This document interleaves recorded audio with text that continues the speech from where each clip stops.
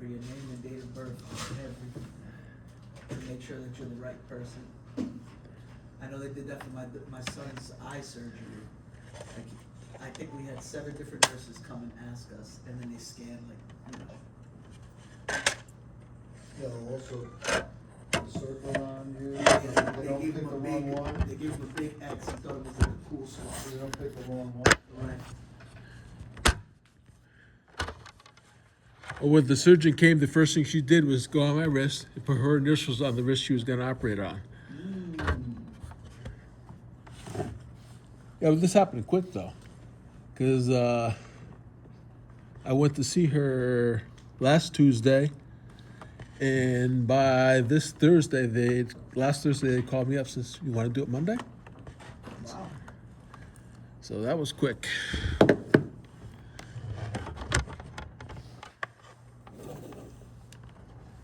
The worst thing is I had to go. Their office is up in Bloomfield, which is a long ways from here. Is that past Danbury? Bloomfield's north of Hartford. Oh, so you went west. Yeah, straight north from where I live. And then Tuesday, when I had to come to here after the original office fit, it was like an 85-mile ride. And in 2 weeks, I got to do the same thing when they get the stitches out. So, Professor, Yeah, I bought Claude. okay. How do I use it? I haven't used it myself yet, but I know it's based on using the command line, right? Yeah. So, probably, You got to buy tokens for it. what do you have, $20 a month? Yeah, I did that. Probably the first thing to do is watch a YouTube video or two to see, how you get started. I basically am gonna ask Claude to get me an A in this class. That shouldn't be a problem, but No, I had dinner with my former manager, and he has become like engrossed with AI, yeah. and he swears by Claude and the prompts and protocols that he's able to do. So, Yeah, there's a lot of people who really like Claude, no question about it. specifically financiers, they like doing a lot of stuff. Yeah, I mean, not just, but everybody really. I have to test it out. I don't know what. Any AI right now will write Python code good enough to do anything you're going to be doing in finance right now. That's in this class for sure. Nice. So I am going to cover topics from this book for the rest of the semester. We looked at the PCA component from it last week, and we're going to talk about another form of unsupervised learning today. The book is 2020. The theory itself is not nothing wrong with it. Not that much about what it talks about has changed in the recent AI revolution, right? They do get to, we're not going to cover the last unit, which is on natural language processing, because it's just not in our spot right here, but that's not quite exactly where the state of the art is in natural language processing. Keep in mind, if the book is 2020, you probably wrote it in 2018, right? And then kind of polished it up 2019. And LLMs were still really in the deep research phase at that point. It's probably like GPT 1.0 or something around that time, for example. But it's a good book. The challenge you have when you go with older books, and 5 years doesn't really seem like old, 6 years, right? Is that the Python libraries tend to go a little out of date. So what I want to show you first of all is how I solved that problem for this book. It's not really that complicated. So if you search for this author's name and get yourself to his GitHub page, there's many authors, but this one is Hariam Tatsad. He's the first author on the book. Maybe the other authors have this book on their repository too. Okay, it talks about his book, and then he said, this FinML library is his repository. 1 second. Repository for the book Machine Learning and Data Science in Finance, Please Star. I guess I should give it a star guess I click on all those. And the initial chapters of the book cover material that doesn't lend itself to a GitHub repo, but the chapters 5 through 10 do, the last chapters. And we've covered at the beginning of, parts of chapter 7, unsupervised learning, dimensionality reduction. So what was the story behind principal components analysis? In the case of the interest rate curve, we've got 10 tenors that were interested in modeling their changes, and PCA, we said, boils it down to 3 independent factors that capture most of the information. In the case of this textbook, we saw it captures like 99% with only 3 factors. The Google version, the Gemini version I gave you in week 1, we said wasn't quite getting that far. That was an open question for last week. I don't know if anybody solved that question. What was the difference in the code for we had the first week versus the code in this book? If you haven't found that yet, I'll give you one more week to think of the answer. It should come up pretty clearly. You can do as simply as put the PCA code from, not even put them both in your Chat GPT and say why do they give different answers? And it should be able to pinpoint the exact problem immediately, okay? And then you can ask yourself the question, well, which one is right, and see what it tells you there, okay? This is a good way to learn. You really do get comprehensive explanations, which on factual matters are pretty good, especially if you give it material right in front of you. Which code was it in this one? This is that was in chapter, the workbook we looked at last week was from chapter 7, Okay. dimensionality reduction. So keep in mind, the difference between supervised learning and unsupervised learning. You've been covering supervised learning with Professor McDonald, linear regression, logistic regression. You're going to do a different form of polynomial regression next week, I believe. The idea is that you know the answers for a certain set of data, and you want to build a model that is good at predicting the known answers. And then your hope is that your method yields a model that will also be good at predicting the answers when you give it data it hasn't seen before. That's the goal. Linear regression, you minimize the sum of the squares between the y predicted, aka the y hats, and the y inputs, which are the y's, and then you put new x's that haven't been seen before, new y's, and you hope it's a good model. If you haven't done, if the model is truly linear, or approximately linear regression should give you a good answer. Logistic regression, right? You say, okay, I've got a bunch of inputs, features associated with classifying outcomes, with outcomes that can be considered to be classes. The simplest case is true, false. There's breast cancer, no breast cancer. Credit, there's a default, there's no default. Credit card transaction, it's a good transaction or it's a bogus transaction. And a lot of the material, or it could be multiple classes, like you send 5 digits to a postal scanner and you wanted to get the 5-digit zip code using optical scanning. So each one of those 5 digits has to be classified into one of 10 classes between 0 and 9. And you build a model. It turns out that the models for those are pretty good, pretty accurate, as accurate as human beings, essentially, or even maybe a little bit, maybe even a little more accurate than human beings. And obviously, the benefit of the model is it's tireless and free once you've built it, and it doesn't take days off, doesn't go to the gym at 4 a.m. and then kind of sleep at the desk 9 to 10 to catch up. No, just teasing you there, of course. You get your nap now. Which is, I can respect as a former student. But a lot of what you covered in the first half of this course was, right, well, how do you deal with questions of overfitting? How do you make a model that's good or as good as can be, right? There's no illusion that models will be perfect, but hopefully they're going to be informative. And question arises: how do you look at the mistakes that the model makes? Can you devise a better model that is more, how do you decide which model you want? What are the metrics for determining whether the model is good or bad? Are you worried about true false positives, or are you worried about false negatives? This comes up a lot with credit cards, right? People get annoyed if their transactions get rejected, but it's pretty expensive for the credit card company to approve a bad transaction, especially $1,000 or something, right?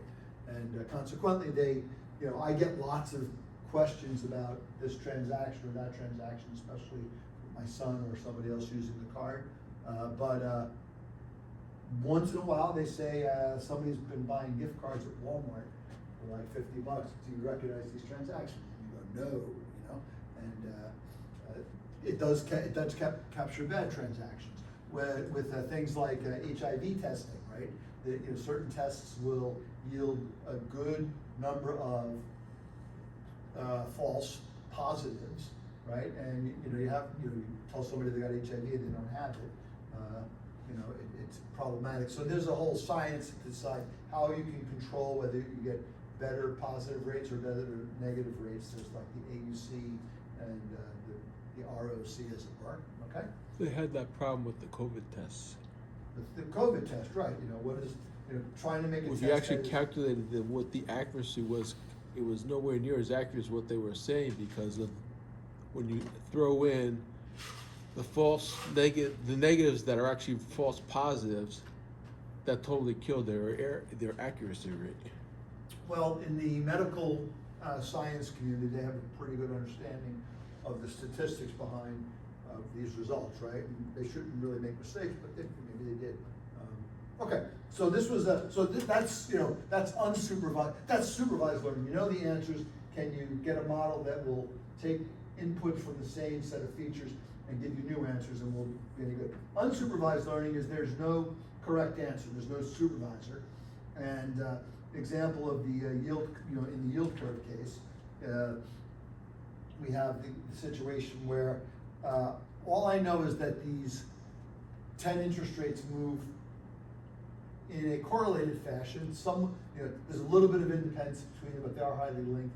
How can I sniff out the commonalities that underlie the 10 individual numbers? And in the case of interest rates, it's often determined that it's the absolute level of interest rates, it's the 2-year versus the 10-year, and the 2-year, 5-year, 10-year butterfly. Okay, tonight, yeah. My understanding with unsupervised, at least the way it was explained to me, is you're basically giving the machine a bunch of data and having them try to, infer what is taking place within that data and try to find some correlation. You're asking the machine learning algorithm to tell you something about the data that isn't transparent to you necessarily. Correct.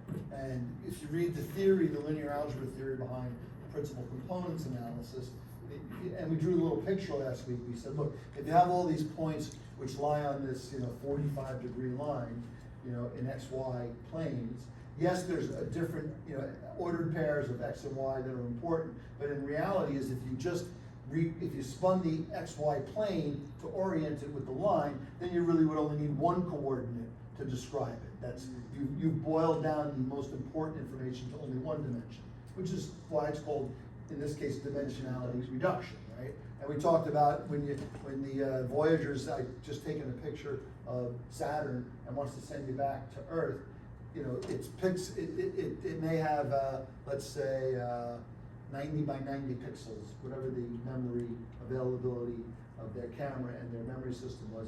They won't try to send back all 90 by 90 first. What they'll do is they'll figure out that there are, let's say, 3 most important dimensions which will give the shape of the object. Maybe it's the hexagon at the top of Saturn's North Pole, right? And then they'll send back the next 3 most important dimensions, which will start to really refine the edges of that shape. Then they'll send back more dimensions, and they'll send them back in the order so that the most important information is seen on Earth first.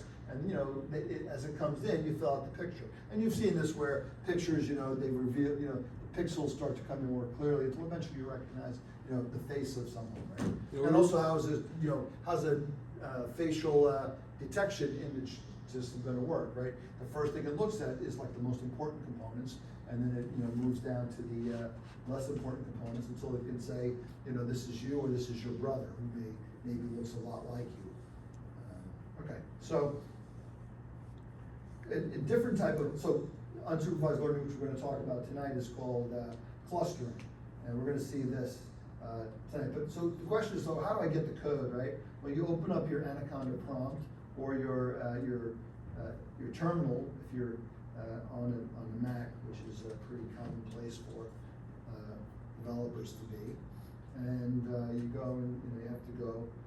Let's just go back. CD.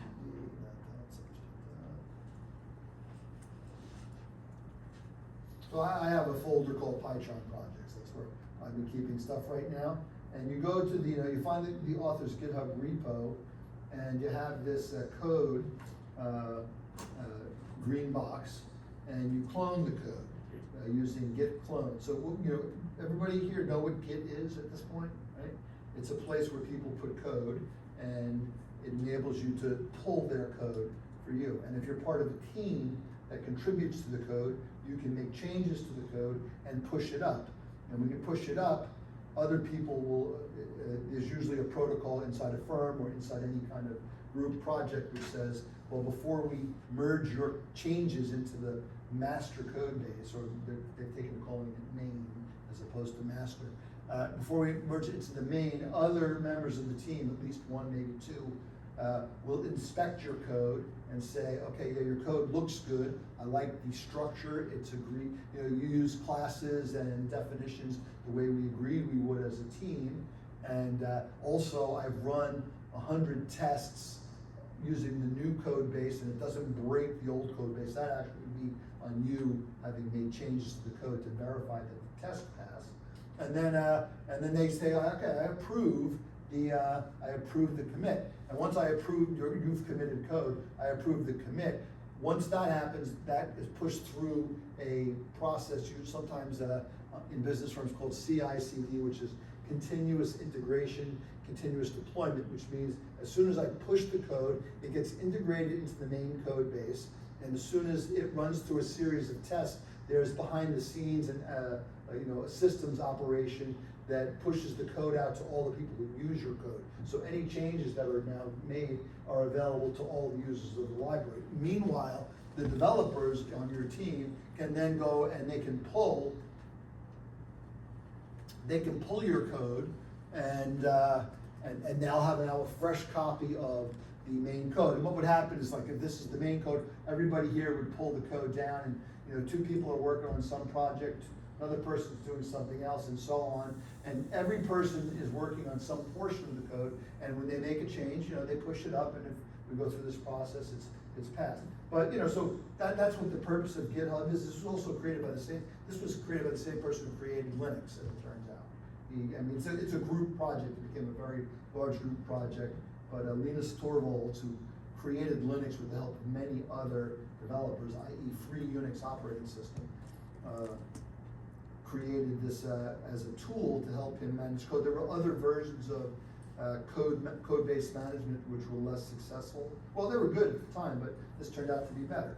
And now I think every version of code repository management is some variation of this algorithm. All right, so you take the code. Now, normally what I do is I have a GitHub account. I created a secure processing layer, which I can use here, but you can also use this HTTPS, but you pick the one that works for you, and you copy it, and I'm just going to go back and now I'm going to make a temporary directory, let's say. Because I don't want to pollute what I'm already working on. And you just say git clone and Command V, and you paste in the address of the repository, and then you see it just kind of rips out this, pulls all the code in, and it's very fast. The internet connection is very fast. And the repo's not that big. This won't take too long. Now, if you may have seen the news today that Anthropic had a oopsie. You see the Claude Code problem? They shipped a version of they have a package. NPM is the package manager. You talk about Python, right? We pip install packages or conda install packages. NPM is the package manager for JavaScript, and TypeScript, and they shipped a version of their library and inadvertently included all of the source code for Claude Code. So 1900 TypeScript files. TypeScript is just JavaScript with data types enforced. 530,000 lines of proprietary code to Anthropic were released into the wild today. Did you hear the story? Negative. Bad news for them in a way, but it's life, you know. And so, and people spotted it, so I don't know who spotted it first, but people spotted it and they all went on GitHub and downloaded the code. So there are now many zillions of copies of Anthropic's proprietary Advantage code. Claude Code is kind of like their biggest product, and it's had, you know, tremendous revenue increases over the past year. So you can be sure that Gemini, Google, and OpenAI and Grok and various Chinese large language modelers all have copies of it now, and see what the Claude Code magic is. Okay, so my temp directory now, if I just list what it has in it, you can see it's got this library FinML. If I cd, I change directories. How did you? How do I what? How did you do that? I tried to install this. Did you do git clone? You gotta put git clone, git space clone space, and then paste that HTTPS address in. Conda git. I just plugged in conda clone. Yeah, no, you need to do git clone. You probably have git in your Anaconda, you might not, in which case you might have to go ahead and install. Well, let's see what happens when you try it. Error. Yeah, so you can install bash, which is a Unix type shell that can run on Windows, or you can, if you don't want, you can also just download the code as a zip file and unfold it. If you look at the code, right, it gives you three choices, right? It's got, It's saying that it offers download zip. Yeah, it doesn't, at least the conda prompt that I'm in. Yeah, no, that one, well, yeah, it doesn't know what Git is. You need to get a, typically, you can either download the GitHub desktop, but you can just download the code if you want. See where it says download zip there? Download zip, yeah. You can download the zip and then just unzip it into a folder that you like, and you'll have achieved the same thing. But the purpose of using Git is that you pull the code using a command line prompt, and you push the code back up there, your changes, into using just, you know, a one line of code, one type of few commands at your prompt. So if you're a developer, you would already have probably SSH set up, which is just secure socket handling or something. HTTPS, of course, is just normal internet messaging, you know, with the secure layer S, right? And then GitHub CLI, yeah, which you can download. You can just Google the, you know, Google, how do I get Git? You know, there's a different kind of command. GitHub repo clone, and then that works. Work fast with our official CI, maybe about CLI. CLI stands for what? What does CLI stand for? New Claude users, you're gonna need that.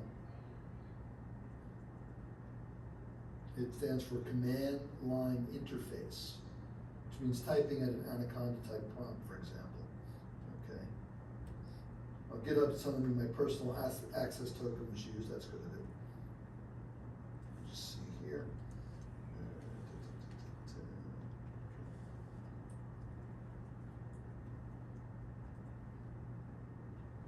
Okay, let me just go around the room, and Ronnie? Right here. Great. Jose, good. Yumin? Yeah, okay. Onassis, hello. Rutendo, I'm missing tonight.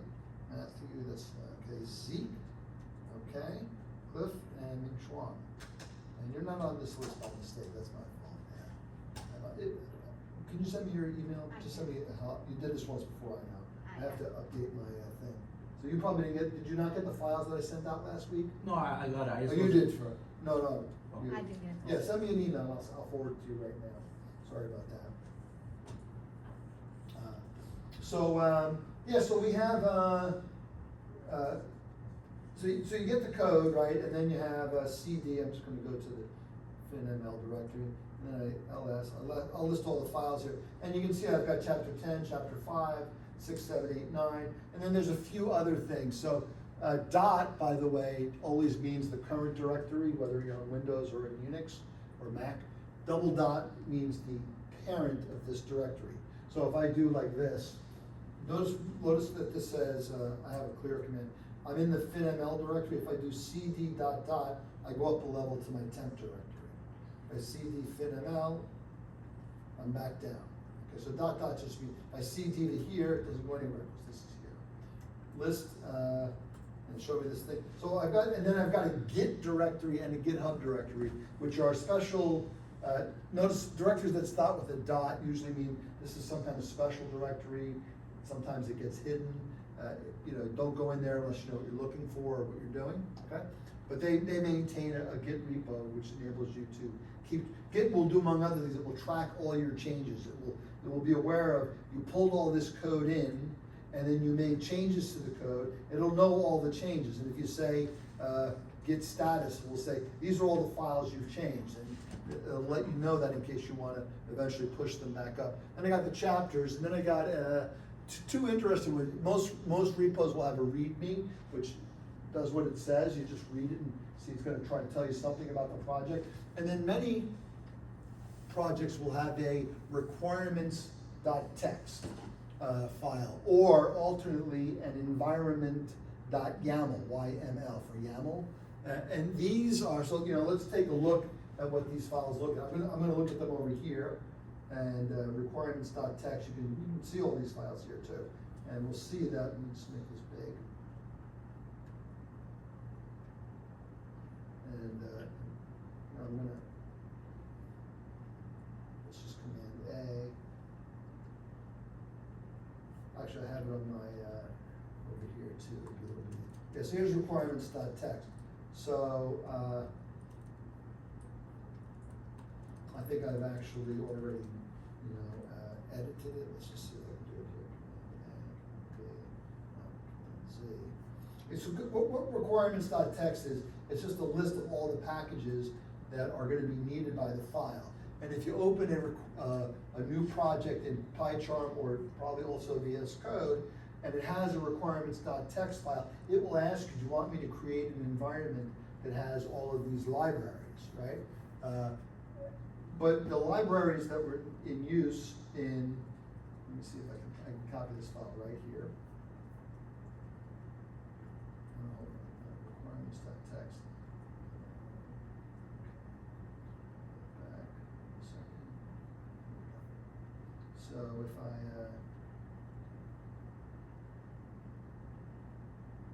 you know, what I'll do instead is, I just want to take a look at it so you can see it. Usually there's a, let's see, view the file. Yes, here's the file. So this was the 2019 version, Jupyter Notebook 1, Matplotlib, NumPy 116, Pandas 0.24, and by comparison, let me make this a little smaller, I went ahead and created a, with the help of Gemini, updated versions of these libraries. You know, some of them are more interesting than others, like, let's just see here. So, Scikit-learn is version 1.6, 1 second, I'll talk. And this was only Scikit-learn version 0.22. Question? Was that- no, what I wound up doing is Yeah. I wound up creating a new project for FinML, Pardon? and I did the whole clone thing. Yeah. in Git, and it opened up. I just want to make sure I'm doing this So how'd you clone it? Using what? correctly. So, project from version control. Oh, good, so you did it right in PyCharm, very nice. Yeah, and I think Excellent. so. Good, good. So that tells you that PyCharm has Git baked in, and in fact, you could have also opened, probably could have opened the command prompt in PyCharm and also done Git clone there. Maybe, except we see before it didn't really function the way we wanted it to. We need to set that up. But so where I'm going with this here is that the libraries, you know, 5 years ago are relatively out of date now. You can see that scikit-learn's been updated. Pandas is 2.2.3. This was only Pandas version 0. Kind of the way these numbering schemes work is that people do a lot of work on the initial, they do beta before, like 0 point something means it's not even like the first release that they really consider complete, although Pandas has been around since 2008, so I don't know why it would still been on 0 in version in 2020. But you can see Pandas is up to from 0.24 to 2.2.3. And what happens over these periods of time, obviously people try to improve their libraries, or lots of people work on Pandas, try to make it better. They try to fix things that they found aren't that good about it, and they update it. But what happens is, somebody releases a new NumPy, and you're still working with the old Pandas, they might not be totally compatible. The people who maintain, especially these big libraries, which are used by, tens of millions of people around the world, they're very transparent about this is coming, this is coming. You'll see in notebooks that are a little bit older sometimes, you'll see, not even that old, you'll see a message will come out and say, this thing that you're doing here is going to be has been deprecated, which means we're getting ready to not support it anymore, but you can still use it. Be aware when Pandas 2.5 is released, this line of code will not work. They try to give you time to be aware of it. So a challenge with using this author's original requirements.txt is that it kind of relies on Python version 3.7. I asked Gemini to analyze it and said, yeah, you really should use like Python 3.7, which you can't even download anymore from the Python Authority, because I tried to create Python 3.7.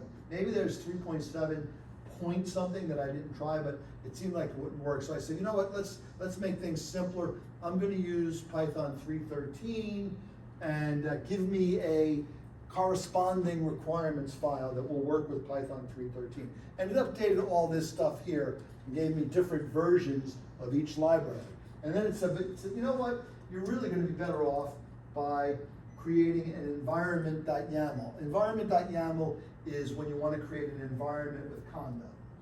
And requirements.txt is when you want to create an environment with pip. And so this will work a little better if you just use Conda to create your environment. And so I did.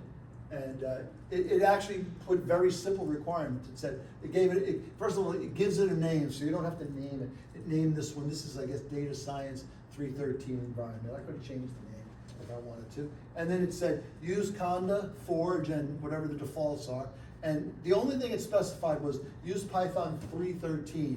And it left everything else pretty much for Conda to figure out. And this is kind of what Anaconda provides to people, which is that, you tell us your version of Python and what libraries you want, and we'll formulate a strategy to get all of these libraries into your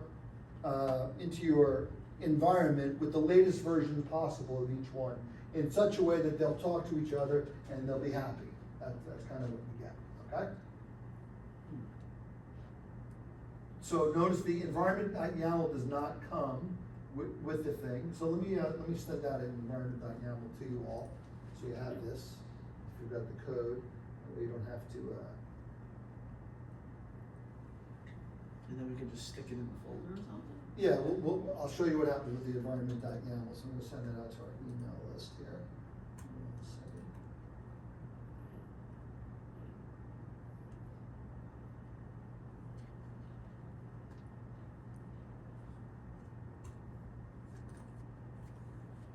Okay, Shreya, thanks again for saying hello to me. Let me find last week's sent.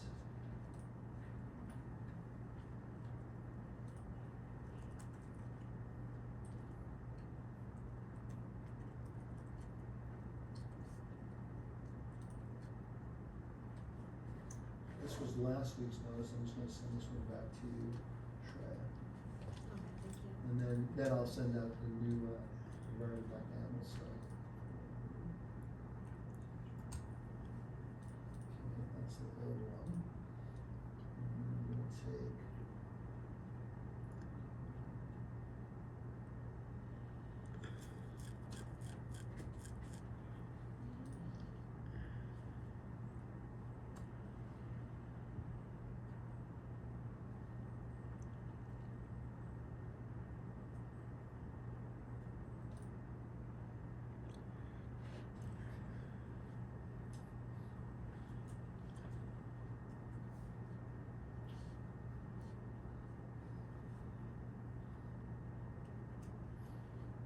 So as you know, the sad truth, anytime you try to use something Microsoft on Apple, it doesn't quite work 100%, it only sort of works. Just,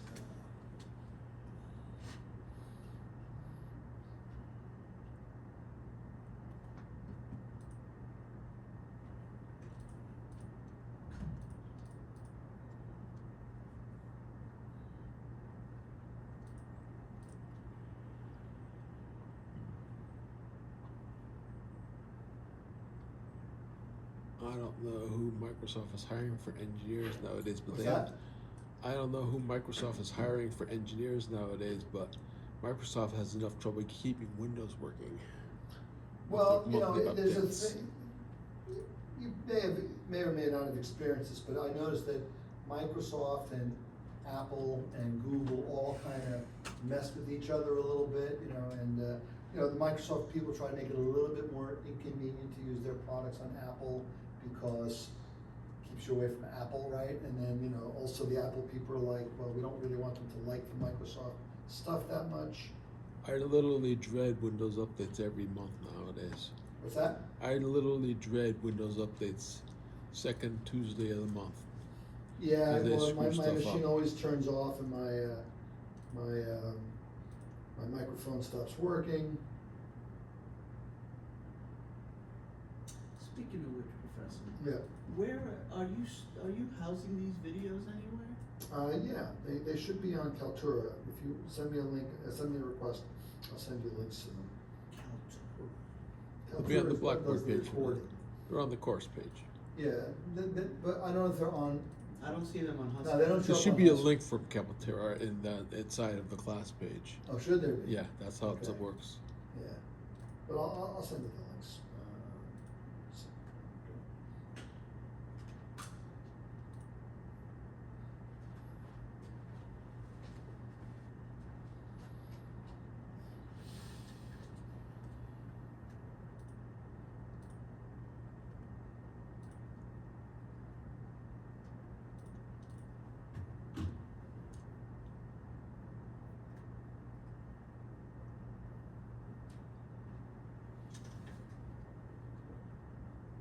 I'm trying to copy it from you. See you over here trying to copy it from me. See?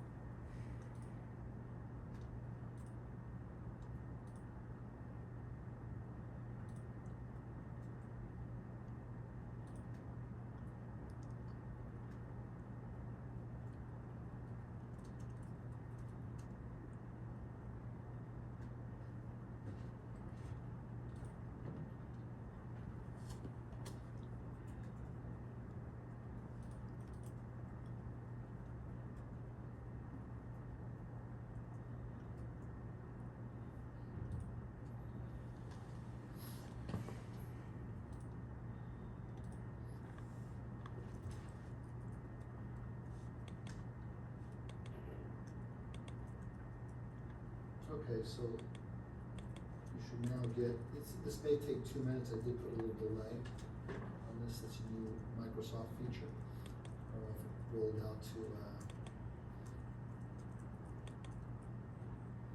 it'll take 2 minutes. All right, so let's go back to the material.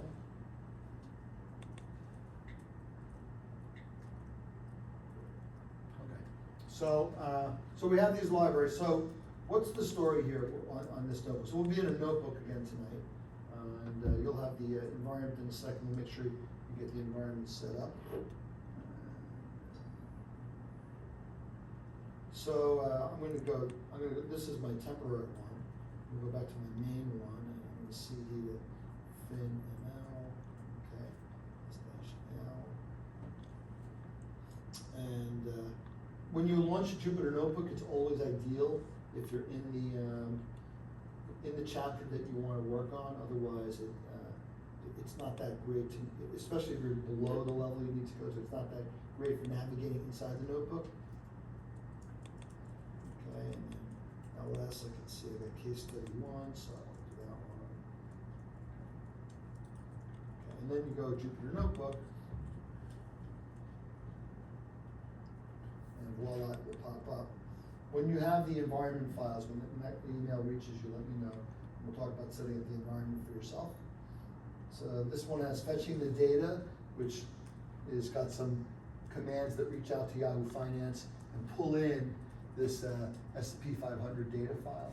Maybe we'll refresh it because after all, the data, this data is 5 years old. And then but I'm going to double click on the other notebook, which is pairs trading, finding pairs based on clustering. So clustering is an unsupervised method, which we'll learn about in this notebook here, okay? So clustering is a method, right? It's a machine learning method, and it's an unsupervised learning method. And the basic idea is you have, I'll actually see if I can show you the picture, because it's good to talk from the first picture.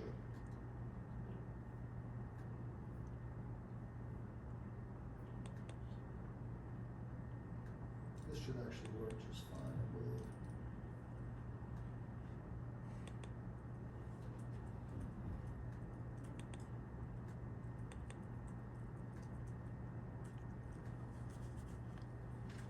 And I'll talk about some of the changes I had to make to get it to work.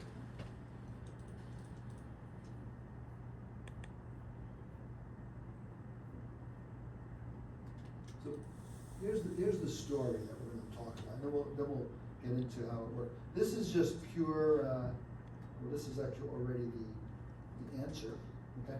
So what you have here, the model we're going to build for looking at the S&P 500 is going to presume that the most interesting thing you can tell me about a stock is its mean return and its volatility, standard deviation of the mean returns. And these will be based on annual data. And in this picture, I'm pretty sure, believe it or not, there are 500 dots, okay? One for every stock in the S&P 500 data set that has here. And colors have been produced based on the algorithm that we're going to learn. And you can see, like, there's some stock over here whose mean return is -3 and whose volatility is 0. Stocks down below 0 have negative volatility, which should tell you something. What should that tell you? Can't exist. Yeah, so volatility can't be negative, right? Variance is by definition a square of deviations from the mean. Standard deviation is the square root of that, can never be negative either. But that just tells you what's happened is they've normalized the data, which is they've recentered all the data in terms of z-scores. And we talked that most machine learning algorithms require this type of rescaling, because if you don't rescale, then numbers that are really big will get a lot of attention in the error analysis, and numbers that are really small won't. But most algorithms, you want all the features to have potentially be important, not just because Apple trades at 500 and let's say Apple trades at 100 and Palantir trades at 200. That doesn't mean Palantir is twice as important as Apple. On contrary, right? Apple's a much bigger company, is much more important to the general shape of the index, right? But it's the returns that we're interested in, and even things that have big returns. Do we want to necessarily be better at predicting things that have had a good run, high mean, or have had a lot of volatility, high volatility? Not necessarily. We're going to make an analysis that really wants us to be able to say something about all the stocks. So this clusters, this shape of 500 stocks, the mean return space, starts out like this. What the algorithm does, this is called k-means clustering, where k is the number you're going to determine. In this particular example, every green square, 1, 2, 3, 4, 5, 6, is the centroid of a cluster. Okay, and the way the algorithm works is you have to specify in advance the number of clusters you want, or you might select it by using a search. You might say, let's try clusters from, consisting of 2 clusters to 10 clusters, you might say. And for each of those numbers, you would go ahead and execute the algorithm and see what comes out and decide which one is the most useful. But in this case, 6 green squares would have been randomly placed on the plane, which means, one of them could have been like way up here, another one could be way down there. They're just random. And then the algorithm says, take every stock which is represented by a mean return, volatility ordered pair, and assign it to the cluster which it's closest to. So all of the red stocks are closest to this centroid. Centroid just means the center of mass, okay? And all of the purple stocks are closest to this one. Now here's a question for you. What does closest mean? Minimize the distance. Okay, what does that mean, minimize the distance? X squared plus Y squared, take the square root of it. Right, so you've made the assumption, which is the assumption used here, that distance is Pythagorean, or Euclidean distance as it's called, which is that you just do the distance formula in the plane, right? So, take this point, this purple point, it's this x distance from the centroid's x's, it's this y distance, x squared plus y squared is z squared, that's the Euclidean distance, as the crow flies, as it were, take the square root. An alternative distance not in use here might be what's called the Manhattan distance. And the Manhattan distance would say, measure how many blocks it is in this direction and how many blocks it is in this direction, and that's the distance. Are you saying it's doing that for each point, or is it doing that for just the extremes? Yeah, so for every point, let's say, you have 500 stocks you have to look at. It says, okay, I'm looking at the stock whose coordinates are, let's just call this -1, -1. So how far is -1, -1 from this centroid? How far is it from this one? Measure all 5, or all 6, whichever one of those 6 numbers is the minimum distance, where you've defined distance. You might think, for example, that volatility is more important than mean, in which case you might double the weight on volatility, for example. Then the only question would be, is that truly a distance function? The answer is it probably is, but maybe it isn't. Distance functions are something that gets studied in math classes. They're called metric spaces, okay? Of which the most common is always the Euclidean distance. But like I said, Manhattan distance is another interesting one. If I have to go from like here to there, the distance is not necessarily the diagonal. If you're walking in the city streets of Manhattan, the distance is how many of these blocks. It ends up being the sum of them, right? Okay, but there might be obstacles in the way, and you have to navigate around the obstacles. So even the 10 blocks this way, 20 blocks that way might not work. If there's it should work on a grid, but on non-grids it might not work. So it does that, and it assigns all 500 stocks to one of the 6 clusters here. When it's finished, for visualization purposes, every stock has a number indicating which cluster it belongs to, and just colors them. So you can see clustering has occurred. It says these stocks have some mean variance criteria in common. These are like each other. These are like, look at these guys in the orange. They all have low volatility and sort of like middling returns. Not surprisingly, there's a guy way up in the corner, a lot of return, but also a lot of volatility. All of the ones in the upper quadrant have that property. Their returns are relatively high, but their volatility is also high, right?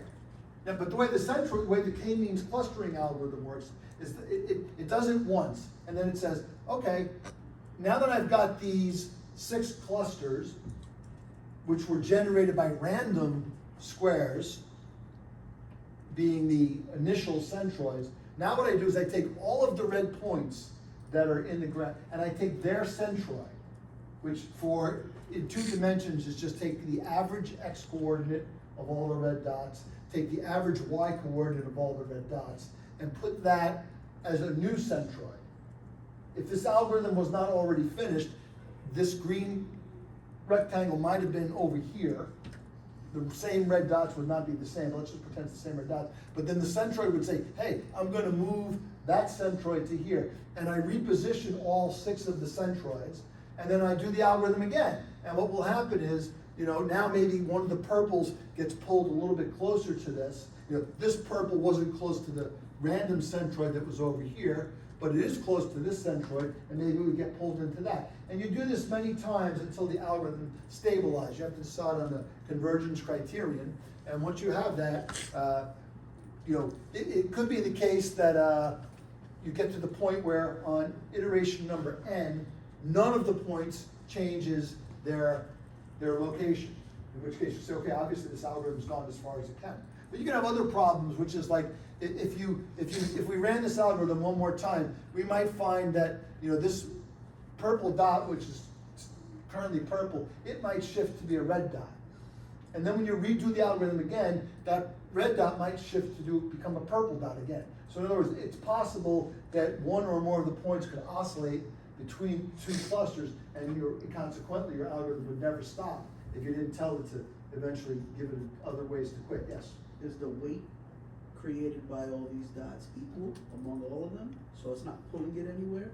Like I see in the powder blue one, we've got an extreme that you would think would pull that centroid further out. It has, and it certainly has, yeah. So that's why I don't know if it like. But it won't necessarily, if it pulls it too far this way, then a lot of these other blue guys will be drawn into other clusters, and then the total distance of all of the dots from their respective centroids will be greater than previously.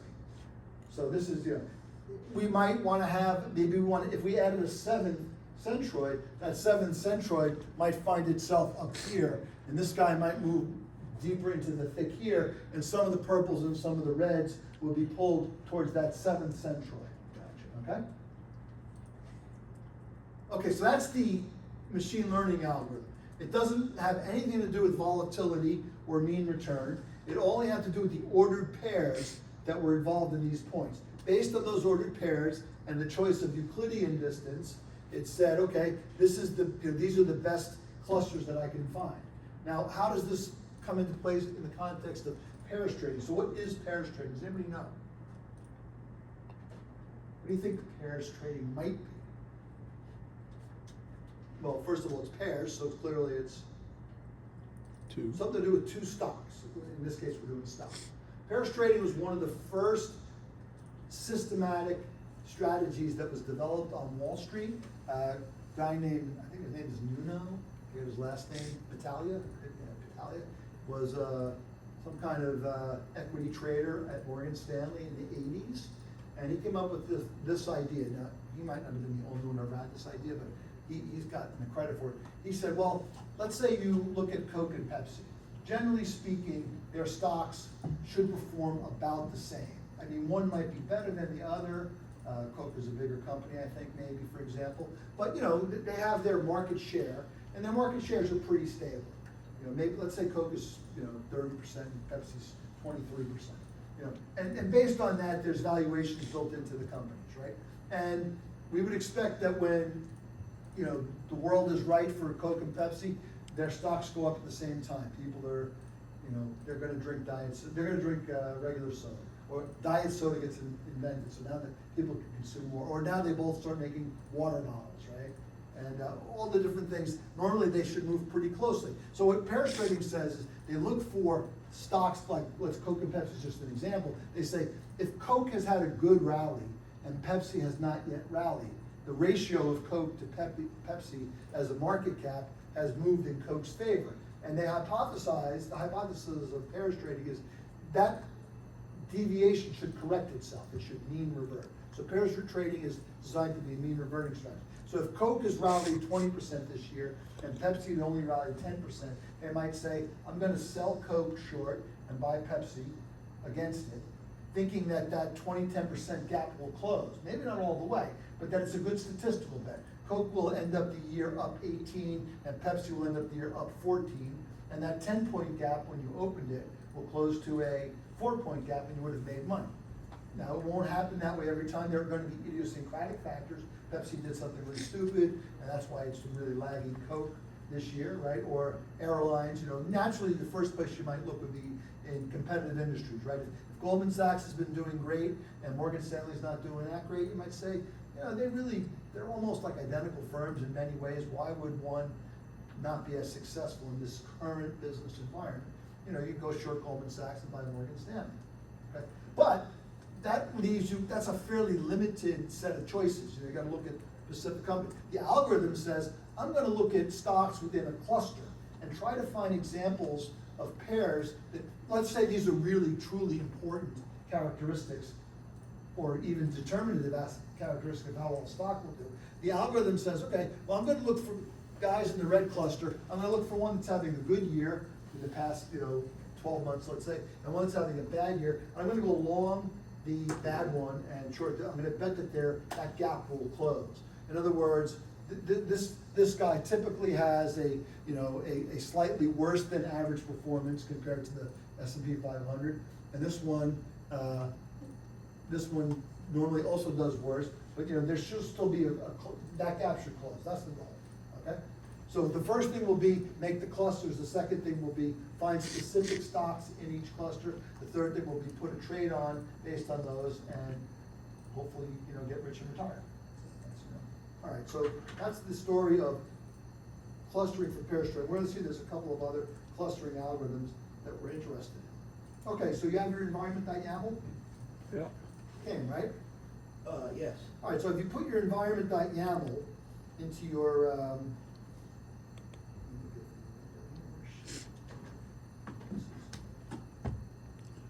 yeah, so if you go to your place where,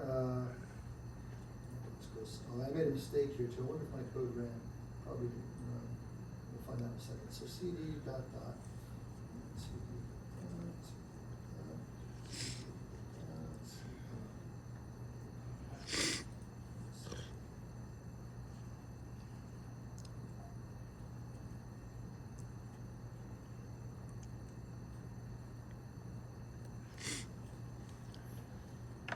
Okay, so I actually went, I had done it over here, so let's go back up.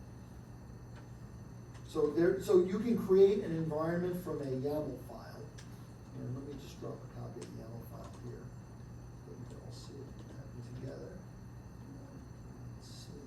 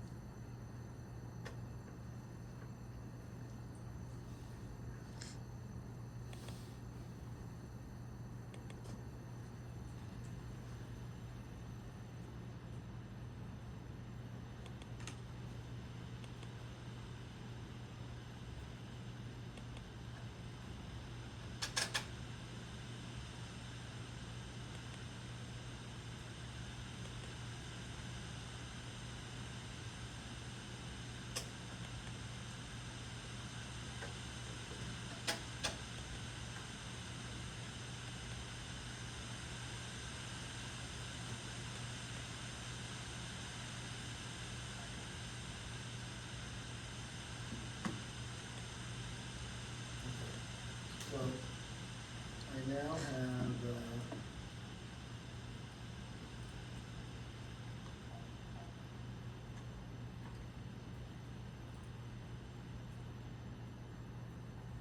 so now I'm sitting here and I can see that I've got the environment.yaml file here. I can print it to my screen here. Tell me what's in there. It says I'm going to name this environment. I'm going to change that to be a slightly different name. Let's see here.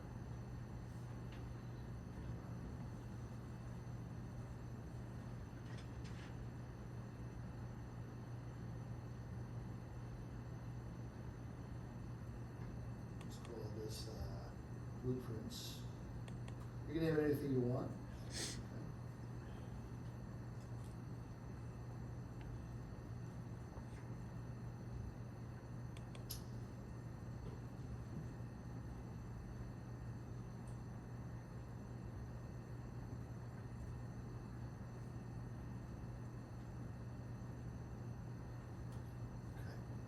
So now, how do we create an environment? Of course, I asked Gemini, create an environment from,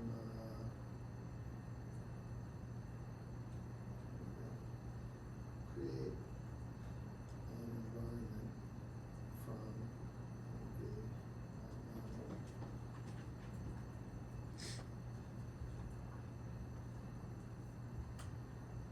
There are many different ways to create environments, but here's the easy one, conda create. So I go over and copy that code. I like to clear my screen before I go ahead and print it.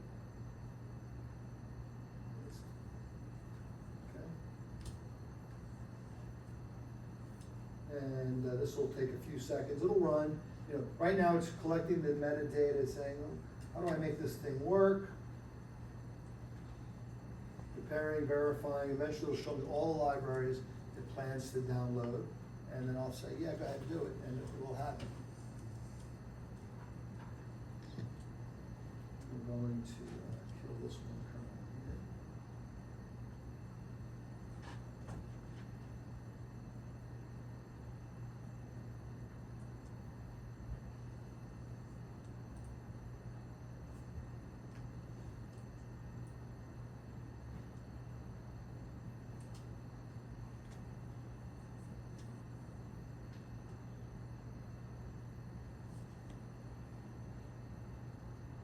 Okay, so, you know, it goes ahead and it went, I had already downloaded all this stuff last night, so it found this stuff somewhere on my Mac and said requirements already satisfied, using the cached Pandas data reader, using the cached Y-Finance and so on.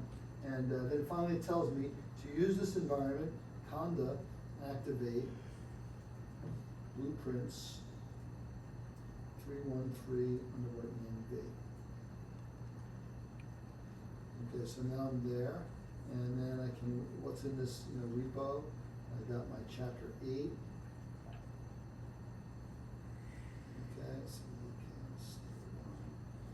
Okay, now I'm in the directory that has this, so I can launch Jupyter Notebook and bring up the environment. Again, it takes a few seconds to figure out what that means. I already killed this one. And, you know, when I first get a notebook from somebody else, I just say, hey, will this thing run? So I hit the restart button. We talked about this, go down to the bottom.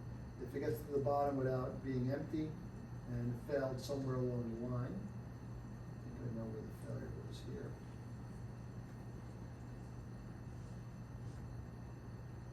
Yeah. So I've seen this mistake before. Pandas data readers.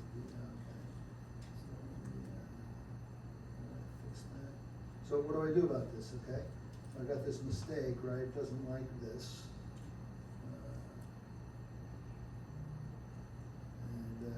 You know, so it fails on this line. It doesn't like import Pandas data reader as DR, right? So, or Gemini or whatever one you're using. This failed.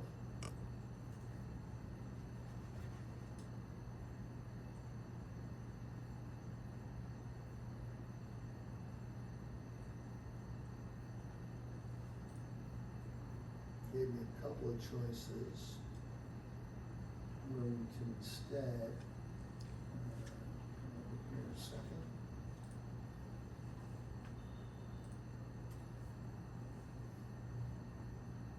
We'll get a second copy of it where I already solved this. Yeah, so last night, I guess, I put comments here so to remind myself. Well, I had to pip install Pandas dash data reader. So I don't know what happened when we ran this environment setup. So pop up here, add a cell, and to run pip in the notebook, pip, you put an exclamation point before it, install Pandas dash data reader. Give it a few seconds, and again, because I've already downloaded it, it ran quickly. I don't want it to have to think every time it does that, so I comment this line back out. Now this cell should work. And let's see what it wants.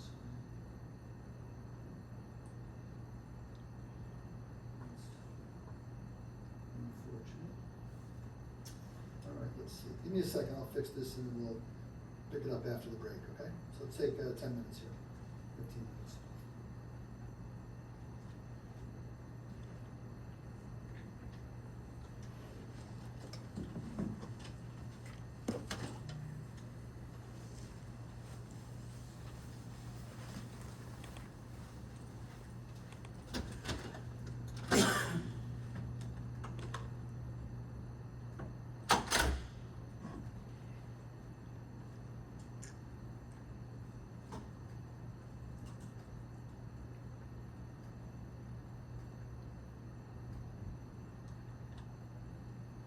Yeah.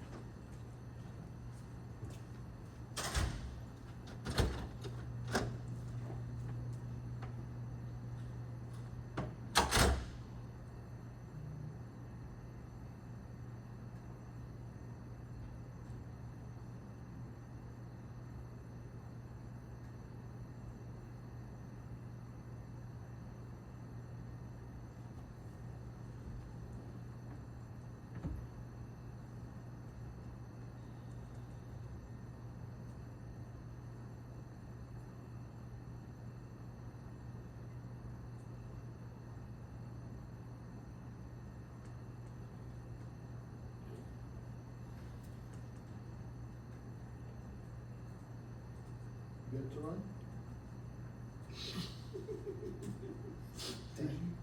Yeah, I think you directed that question towards him, not me. Cliff, is run for you? No, I'll fight with it later on. I would start from scratch rather than try to get 5-year-old Quote to run. This is the process, and sometimes. It's kind of interesting, I did exactly the same thing last night and it's working. Obviously, I didn't do exactly the same thing. To confirm, we're still talking about the environment that YAML. We just made this environment that YAML. We're in this environment. I've got 2 copies of this environment. And on one, this thing works. The other, it doesn't work. The obvious thing to do is just ask, I'm asking the robots. yeah, I'm gonna ask the robot for sure.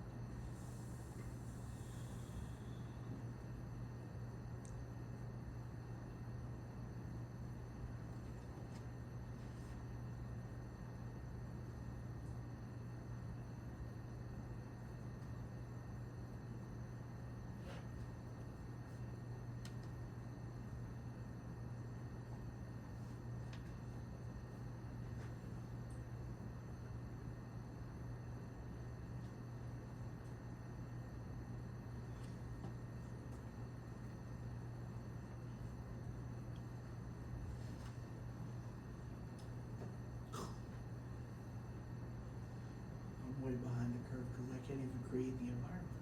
Should be able to. So, yeah. So I'm trying to type it into the terminal and I keep getting an error. Right, so most of it doesn't work. So you've got like this virtual environment here, right? Yeah. Which are already inside. So we wanna make a conda environment, so we'll just type it. So you can't do it here yourself, right? Try it. and see Yeah, what it so types. I typed in conda, Right. conda, create. How did he start? Did you go from Anaconda?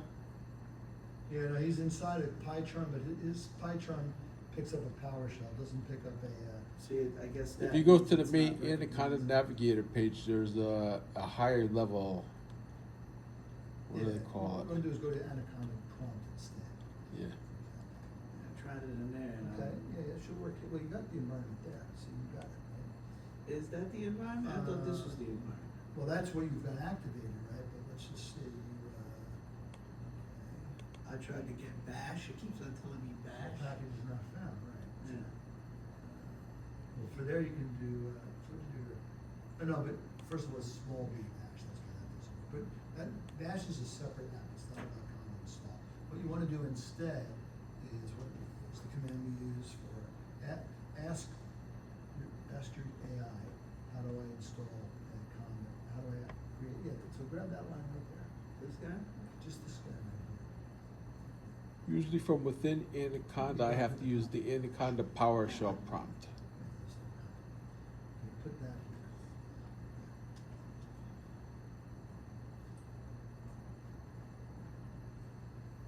Okay, so it's reading your file.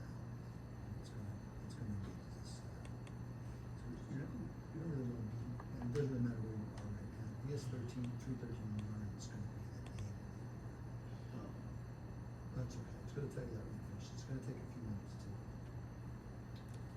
resolve the package and find the correct way to link these up and then actually go down and get them from the internet. You see? How the hell did you learn this? Wait. He's got a degree in computer science. You read up, right? You know. But no, it's challenging, right? But the point is, someone shows you, that's how you do it. That's really, that's the answer. Or you, it used to be you look it up old fashioned way, it took a long time, now Gemini doesn't take that long. But you need to know the following important fact, which is you're always operating in some Python environment. If you're doing Python, often it's the base that pops up, right? But the base doesn't really not always have what you want. You also don't want to just throw unmitigated, you don't want to have a million files in your base, because that's like you don't have an environment, you just have everything, right? So now you're gonna have a new environment that's specific to this class. This way, if you make changes to this environment, you won't It doesn't have affect other any stuff of that, it. yeah, 'cause you have the risk. Let's say you decide to upgrade pandas in this environment, and then you start using, but it's your base environment. Now, other stuff which isn't prepared to deal with that That upgrade pandas may break, can't- right? That's kind of the purpose of, individual environments. And the purpose of things like environment.yaml or requirements.txt is that a group of people working on the same code base will have that same set of libraries, and they'll all make their changes using only that set of libraries, and their code will always not break each other's code. Okay, so now you got it. So now you do conda activate, and you ds underbar 13, 313 underbar m, right? I wouldn't tap, right? I can't tap. No, because it doesn't, no, you're not caps. Oh, I always caps. Yeah.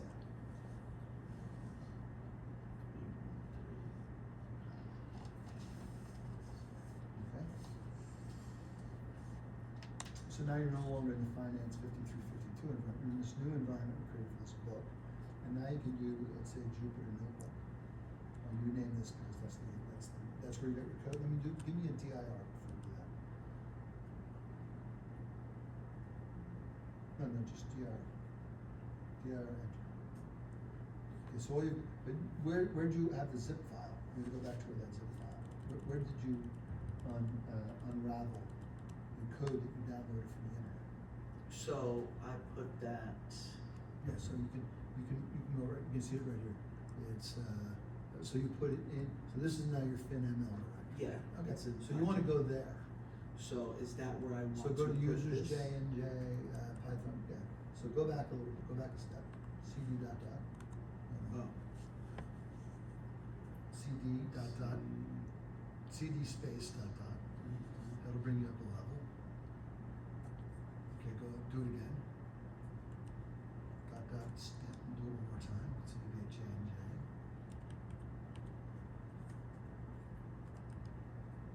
Okay, now CD space Pycharm, so P tab should work. More. There you go. Is it, No, Pycharm Pycharm, project. right? Okay, now dir, so we figure out where this thing is. And CD fin, right? And CD F, just CD space, change directory space fin.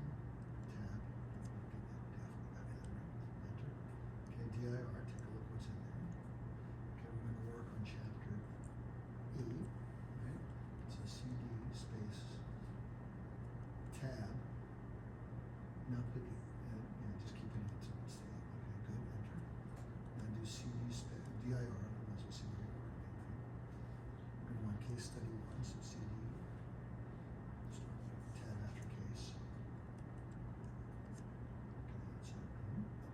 Okay, DIR, right, so okay, we're gonna want to, now we're in the right spot, so that in Jupyter Notebook, that's what you'll see. If you did it from somewhere else, you have to kind of click around there, it's sometimes difficult to find.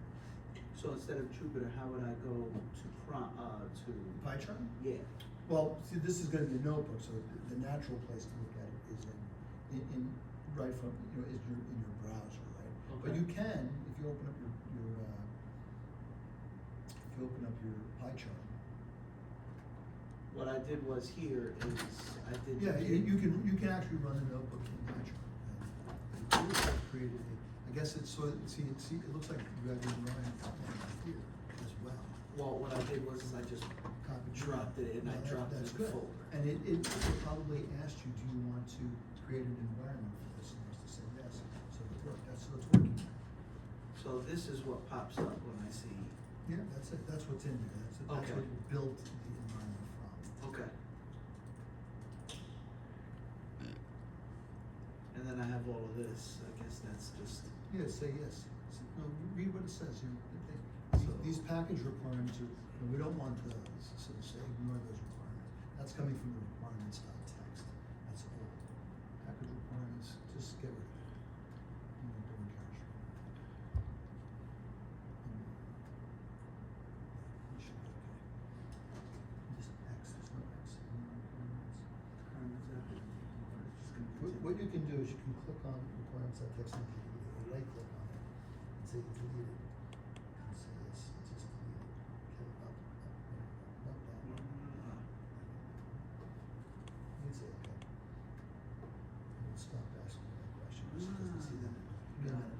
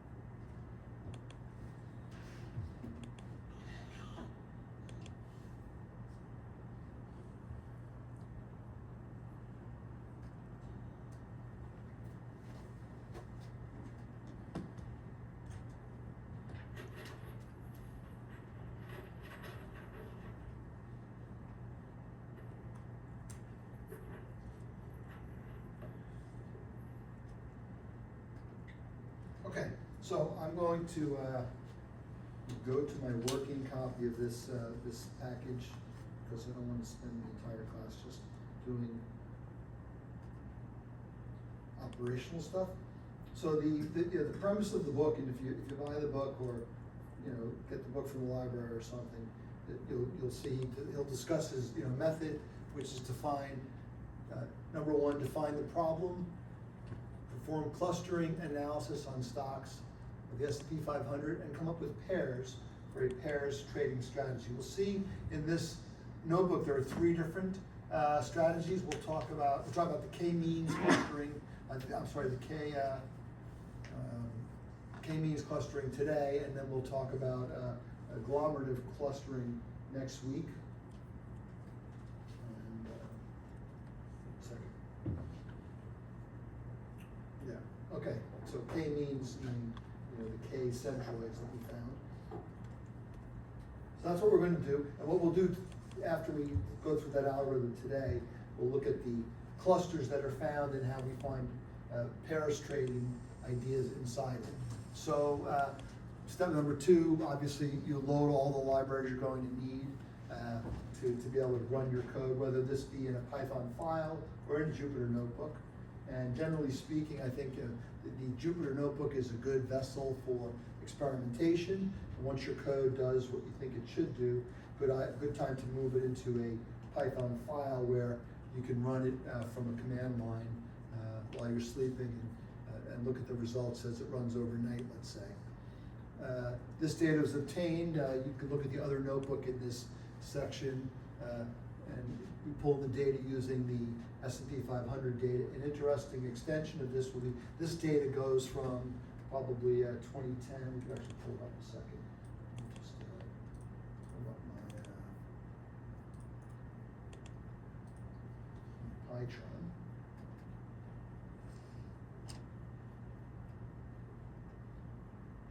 Pytron, you can look at the data. This is S&P 500 going from 20, so looks like it's probably 2 years worth of data. Given that it starts on 2018, probably runs up till October of 2019. Interesting question will be, you know, based on this information, we're going to come up with a pair of stocks which it suggests would be a good set of pairs, a good stock to the pairs trade. Be interesting to see what happened after October 11th, 2019. As you run this notebook on this day in 2019, and you came up with 47 pairs, which this notebook will come up with, and then you put the trades on. So we'll have to figure out which one's to buy, which one's to sell. What would have happened over the next 3, 6, 9, 12 months, let's say.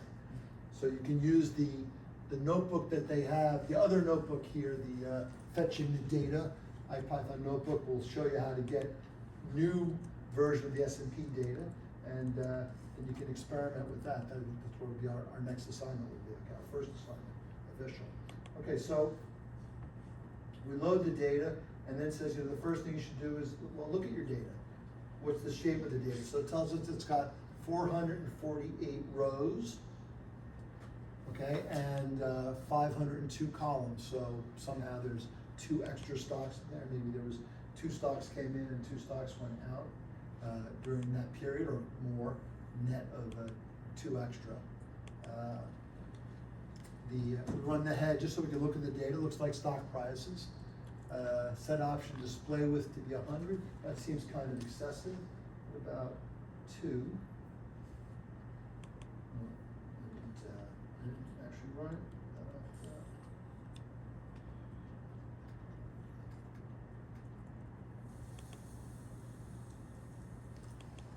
Okay, well here he sets it to 3, okay. I don't know why it didn't work here, but anyway. Oh, because it's not display, the width is 100, that's how much this thing can, how big this thing can be. The precision is now going to be, it's back to 3, let's go to 2. Another thing you'll find when you work with an old notebook, I commented this line out, it used to say set option precision 3. If you run that line, you get the pink box which tells you there's a mistake. Put it into Google, it tells you you need to fix this to say display.precision. So the use of this set option method, which if you scroll back up to the top, is part of set option. It is from Pandas, it's been imported, has changed, right? So Pandas between 2019 and 2026 has changed, and you'll have to fix that. But this is pretty simple. These are simple fixes now that you have an LLM. Previously, as I said, you'd have to use a internet search, which took, could take 15, 20 minutes to resolve this. Now it takes 5 minutes, okay? Data visualization, we'll look at that later. So this is probably the biggest step of any data science project, and obviously what we're doing here is touches on data science in many ways. Machine learning is clearly closely related to data science, right? It's cleaning the data. So you've got data, but it's going to have problems with it. A lot of times there'll be missing values in particular. Depends on how good your source of data is. Yahoo data is pretty good, but even this we'll see. We'll have some problems as we'll find out. It says null values equals data set dot is null dot values dot any. You could go and figure out what that is if you want to. I'm not going to worry about it. But we do the following: missing fractions. Find the mean of null values, sort values ascending. Missing fractions had 10. That doesn't do anything because it's not here, right? If I put, if you put a line like this, he was probably doing some experimenting when he wrote this notebook, or one of the authors was. Put that line here, the missing fractions isn't defined yet.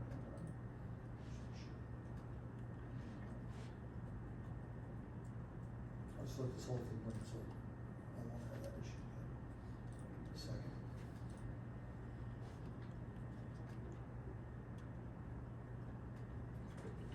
Yeah, it's still gonna complain about that one because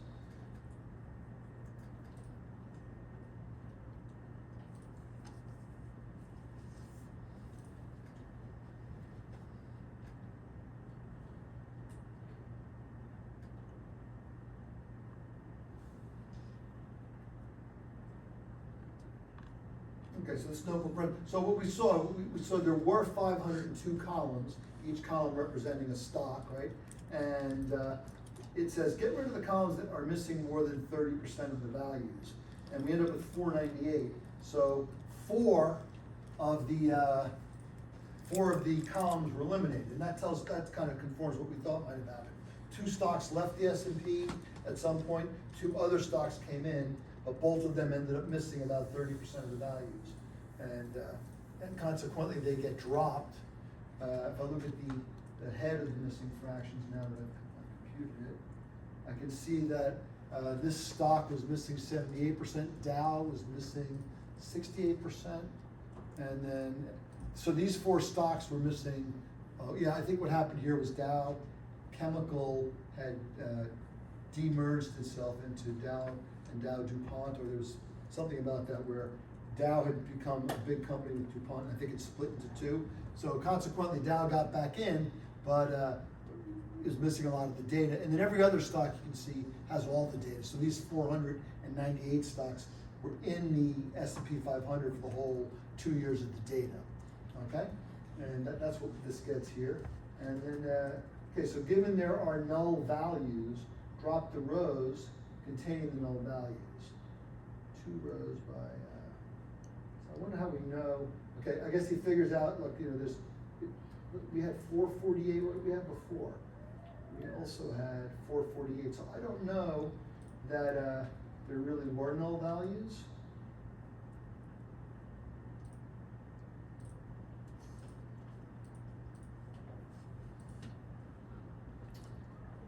Because we had started with 448 rows, those are days, and now we've eliminated the 4 bad columns. It looks like all the other rows have every data point. So it says, given there are null values, if there were bad rows, you have to decide what you're going to do about it. Because the machine learning algorithm have a problem if it hits a row where some of the values are nans. Maybe it has a way to deal with it, maybe it doesn't, but it's troublesome. He was gonna drop them, but looks what he did here instead was fill the NAs with what's called the forward fill method, which just means take yesterday's value, copy it into today's. You know, that's a method, we briefly touched upon this, that maybe, I don't know if Professor McDonald's been talking about it, but you have to deal with the messiness of your data, and every decision you make potentially is an important one. Maybe it's not important, you know, if the real goal is that, you know, you buy Coke in January 15th and you sell it in September, you know, if there was one day of Coke missing and you just used yesterday's value again, probably doesn't matter too much, but there are other contexts where you might end up having a very sparse data set. Like I was looking at some natural gas data, which is my primary business right now, and I had 5 locations which had, you know, almost every row, and then there was a 6th location which only had prices available on like 20 or 30% of the days. And if I just did a naive forward fill, right, I would have invented trades on 70% of the days for this one natural gas location, which would mean I'd be acting on, you know, information that doesn't really exist, and I probably would expect not to necessarily get great results using it. So you have to, you know your data, and it's challenging, right? Because we're only dealing with, you know, 500 rows, 500 columns, but you know, big data is the story, right? The more data you have, the more granular data, the more capable your analysis will be, but it also means your brain wrapping around it becomes very difficult. And you have to find, you know, the only way to get better at it is by practicing it, right? Okay, so.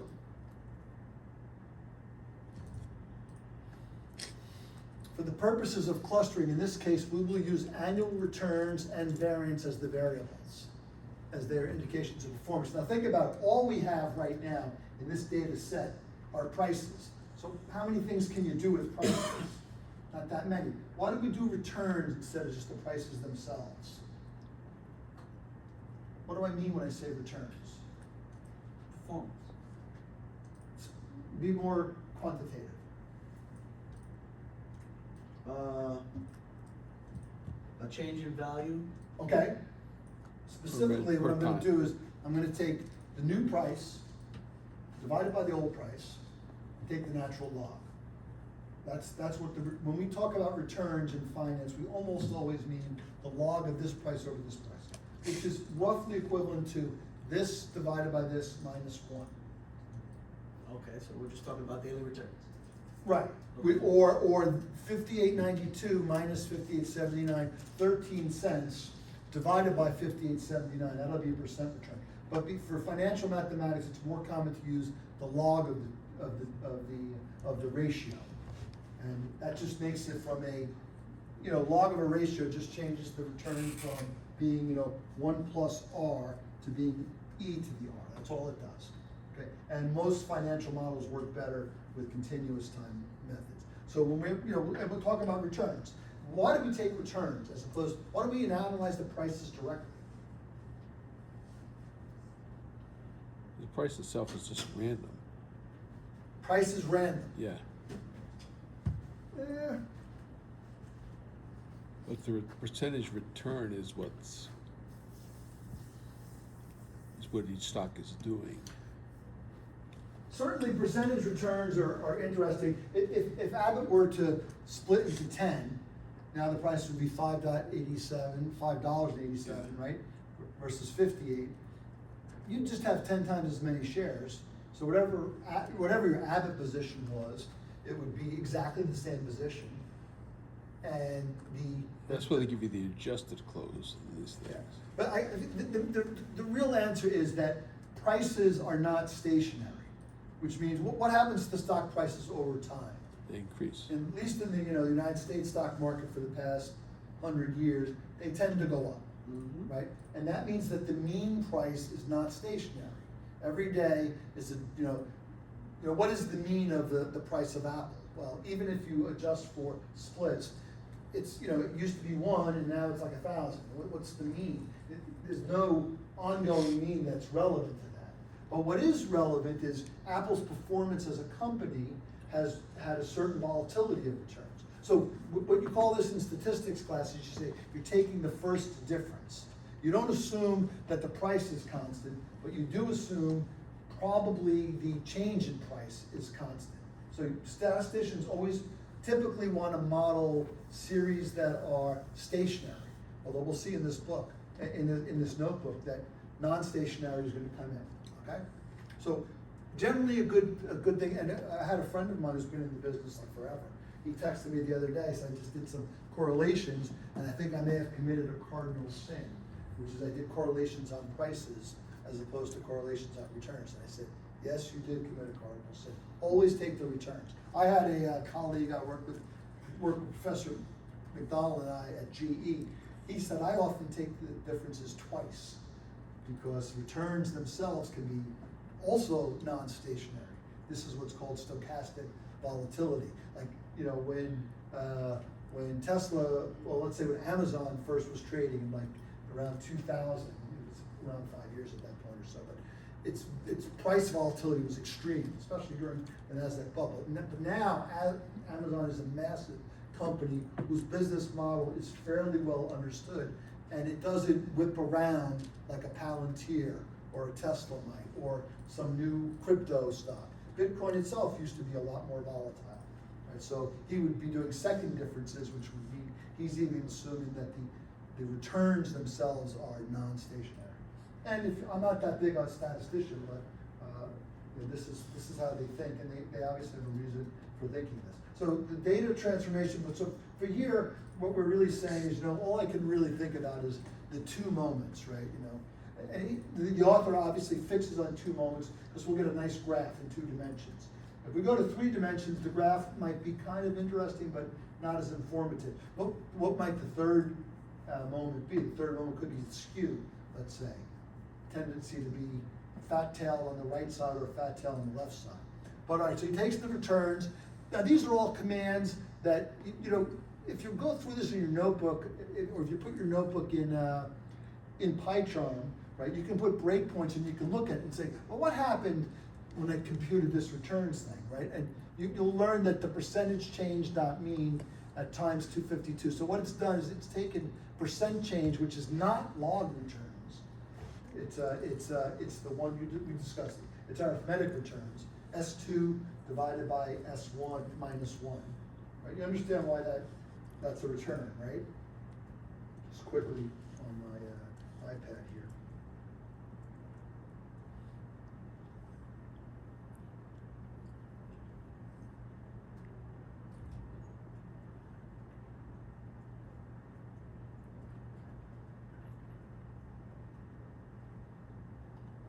Okay, so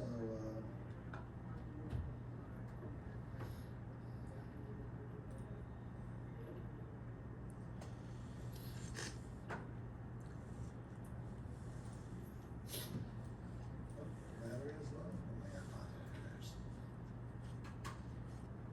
Okay, there's this charger.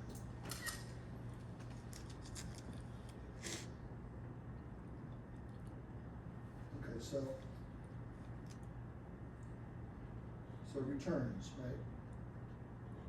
Simple or arithmetic returns. Stupid thing, I can't even imagine where that came from, what it's trying to do, but I just killed it, I think. Non-violent person, but nonetheless. So S2 minus S1 over S1, which in Excel is easier to type S2 over S1 minus 1. So this is, I bought the stock yesterday at 100. Today it's at 102. So that's equal to 2 over 100. This math is easier than that other math. Okay, so 2%, right? The logarithmic return is the log of S2 over S1, which if you remember the laws of logarithms, log always means with E as the base, okay? Unless you're doing computer science, in which case it's base 2. Base 10 is dead. I don't know if you ever studied base 10, you might be too young to remember that, but the original logs were base 10. But this is, typically we write it like this. And in this case, so let's take the same numbers, I need a calculator. I'll go,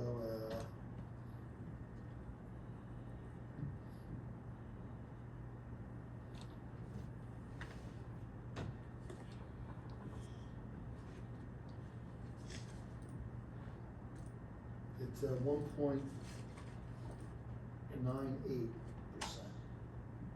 Okay? So what this one says that, look, S2 is equal to S1 times 1 plus R.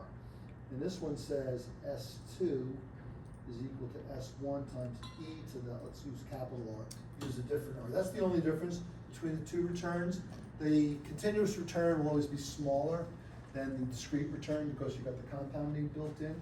And you know, the primary models of stock price motion, geometric bounding motion, assumes continuous, so that's why we do continuous. The math is better. But most people think of returns, they often do this calculation, so it's also good to know that.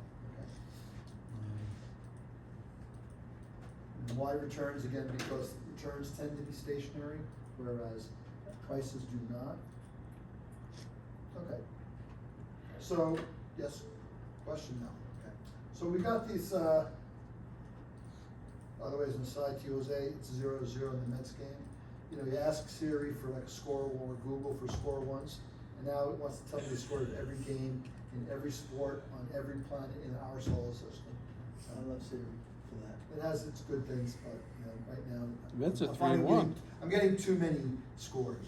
Who's on the bump? Oh, no, not Ralph. Yeah, it's okay. We all are entitled to the occasional non sequitur. So volatility and returns, and if you've studied any kind of a finance or portfolio theory, you know that is the first thing people talk about is what's the average return and what's the, how much volatility do you have to endure to get that return. And the so-called efficient frontier is, you will not accept a stock that has higher volatility for the same return or lower returns for the same volatility. That's inefficient. Yeah. So we go ahead here, and we've got compute the two moments. Also, two moments are all you need to characterize what famous probability distribution? Normal. Right, the normal distribution, all of the higher moments are just functions of the mean and the standard deviation, which is why it has that kind of really excellent shape. All right, and then we talk about we need same scale. We're going to do something called decision trees starting next week, or well, 2 weeks when I'll be my next class. And this will be like the one machine learning algorithm that doesn't require you to rescale the features. But almost every other machine learning algorithm needs you to use probably the standard scaler, which, as we discussed last week, is just the z-score. It takes magnification. Yes. You move every point so you get all these. We take those 500 stocks, we get 500 means, we get 500 volatilities. Hit them by a factor. What? And then hit them by a factor. But then what we do is we adjust all the means so that the mean of the whole data set is 0, and we adjust all the standard deviations so that the whole data set is a standard deviation of 1, so that the graph will kind of cluster on 0, 1,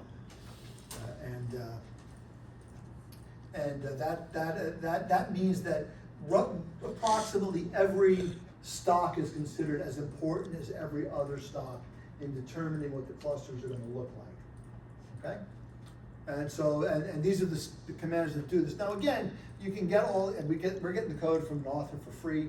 We could ask GPT to do this for us, and it would not come up with the result that was that different than what we have here. Although we did see Gemini gave me a PCA result which did not really match my intuition. The notebook we looked at last week said, yeah, I think Gemini's probably got a mistake. I have an idea where the mistake is, and I want you to also find it. Last chance this week. That'll be some kind of star on your final grade report. Stars don't work like they do with kids, I guess, huh? Anyway, so this is the scikit-learn paradigm. You fit the data and then you transform the data. There actually are two separate commands: fit and transform. I think this one alone does it. This thing should not change if I leave out the if I leave out the fit command right here. If I just leave out this fit part, I may have to tell it. I probably have to tell it data. So I'm going to just, when you're modifying code from something that you think works to something that you hope works, and maybe you think it works a little better. It's always good to save the old code. I think I need to give standard scalar, actually, I don't even think I need to give it data right away. And what happened before? Looks like it did fit underscore transform when I downloaded Yeah, for the X scale. so they're the same, right? Whether I fit this data or not, so I can go ahead and just comment that out. Whether I fit it or not, I get the same numbers for Avid. So you could fit and then transform, or you can also just, you could do dot fit and dot transform, or you can do dot fit transform, it knows. What dot fit, so fit is, it fits the model to the scaling. It just figures out the mean and the standard deviation. For example, let's see if we, So it creates the scale automatically. fit figures out the scale. What's the best fit? Yes, let's just see what scalar, let's see what scalar has. And here's gives the parameters. And you can see, it tells you to fit it with the mean and fit it with the standard deviation. So it knows you want to do that. These are the defaults. We didn't tell it, when we created scalar, we didn't tell it to not do one of these things. And there should be a way to, let's do scalar dot, and let's see what properties come up. Yeah, so we can see we see what the mean was. And the mean vector is, there are, this could, I'm not sure why we have 6 here. We know we're gonna end up with 6 columns here, but I don't think we should have 6. Let's just try this here.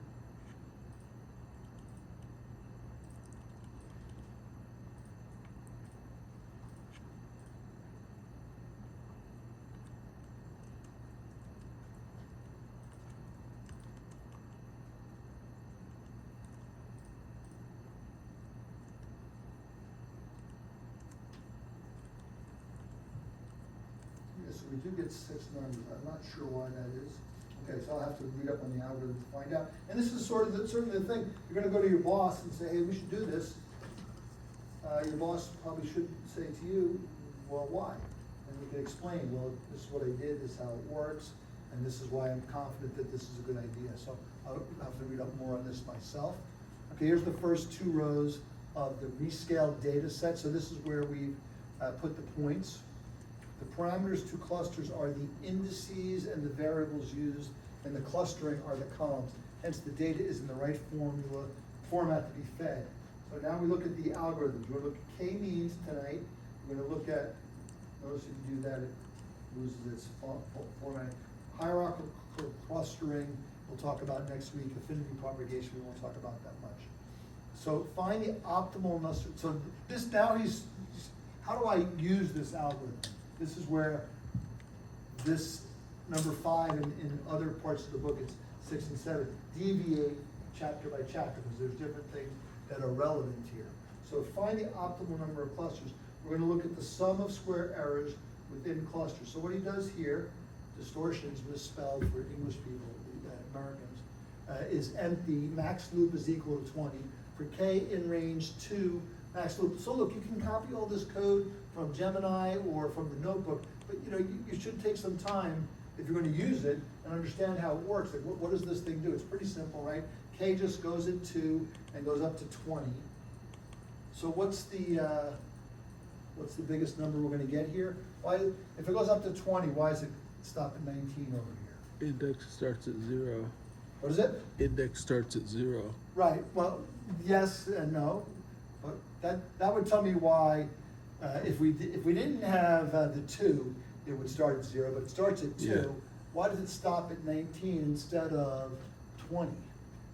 That's the way Python counts. Because Python, right, the right part of any interval is excluded, the left part is included, and the default left part is 0.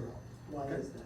It's crazy. It The just does zero it. counting is because it works best in computer science to say, I started address plus 0, and then the next data point is at address plus 1. It basically goes to the way C was implemented. 0 indexing is better. The reason why it stops, why Python in particular, stops at 19, even though you say, this says, give me the range from 2 to 20. And what that does is K will take all of the values between 2, including 2, up to, but not including the 20. And the reason why that is if you take max loop, which is 20, and subtract 2, gives you 18, and that's how many data points there are here. There's 19 is the top number, but you don't have number 1. So 19 minus 2 would be 17, but it's really 20 minus 2, which is 18 points. That's kind of why it's done. Yeah, it is what it is, but it's definitely, it's useful that way, for sure. So now what happens inside this loop? For each of these values, create a k-means object. We talked about that. That's what is that? When you call a class by its name and give it some stuff, what part of the class are you accessing? The daughter of it? The what? Daughter of the class? The what? Daughter? Say again? Daughter. The daughter, no. We are accessing the init function, right? Oh, that's right. Every class has an initializer. In Python, it's called dunder init. We're constructing an object. So if we could actually look up the code for the k-means algorithm in the sklearn library on GitHub. It'll be there. And you'd find that it takes certain arguments. And one of the arguments it takes is the number of clusters, which is one that most certainly want to fool around with. There may be other arguments which we're not specifying what they are, which means we're accepting the defaults. So we say, give me a k-means object and give it 4 clusters, set that variable. And store that on the left-hand side as a thing I'm calling k-means. I could call it kn, I can call it anything I want, right? And then fit that algorithm, and then distortions.append k-means.inertia. So we'd have to look into what is the inertia variable that it's saving, okay? But this is what's going to be stored on this axis. So we find out the inertia, which is somehow going to be related to the That's your second derivative, inertia. I don't know Inertia's whether acceleration. It's probably not the second derivative here, but it's something, you know, if we wanted to dive deeper into this, we would. If we're gonna use this a lot, we say, look, let me go figure out exactly what this does, exactly what this means, and you just want to become more expert in it. But we're right now surveying it, and it does the following. So from 2 means to 2 centroids to 19, it gets this graph of distortions, and it does what's called look for the elbow, right? So you imagine this as someone's arm with an elbow that's crooked, and you say, okay, where's the crook of the elbow? This is probably the elbow right here. And that's how many clusters you say. And what you're really saying is, this thing is falling pretty quickly, but then once you get to the elbow, it's kind of falling more slowly. So that this is more centroids than you want. This is too few centroids. This is, you know, just the right, that's the sweet spot. That's the thinking behind. You could probably put a delta y over delta x They're kind of looking thing for the together. second derivative changes sign, that's Yeah. what they're doing. Well, no, it's not changing sign, Go from because positive to the negative. third derivative is changing sign, right? Because the second derivative is the change of the slope, right? And what's happening here, the change of the slope is starting to go to 0 here, right? Right, so the delta here is whatever, this number's 1, this is 0.5, but over here, it's almost a horizontal tangent, right? So the amount of additional fitting that you're getting, once you get here, starts to tail off. And that's a sign that maybe that's gonna be enough clusters to represent the data set. Whether that's, you know, a good metric or not, it's a pretty standard one. It's also used in PCA. We didn't look at this in the PCA, but the eigenvalues will form a similar graph that represent how important each one of the eigenvalues is. And it's kind of typical to say, I'm gonna cut them off, I'm gonna cut off the number that I keep when that value starts to be less valuable. Then we get the silhouette score. It tells you that, you know, if you read the book, it'll tell you that the silhouette score is, it measures 2 things. Just get it here.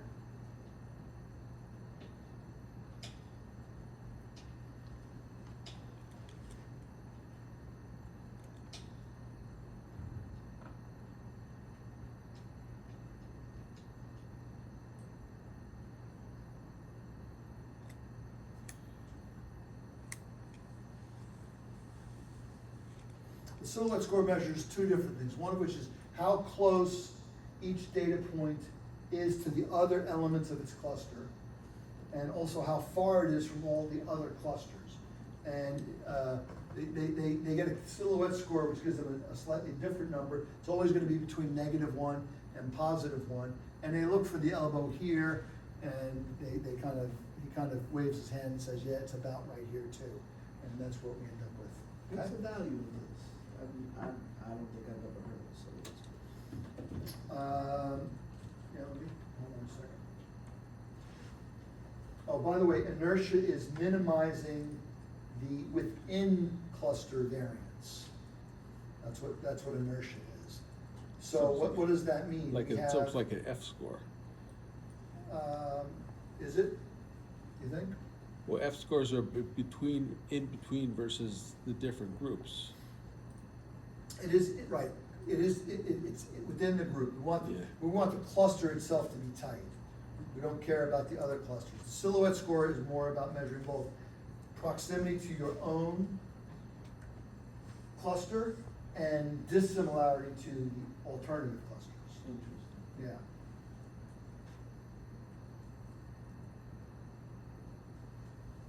Is that So- to determine how similar or dissimilar these clusters are from each other?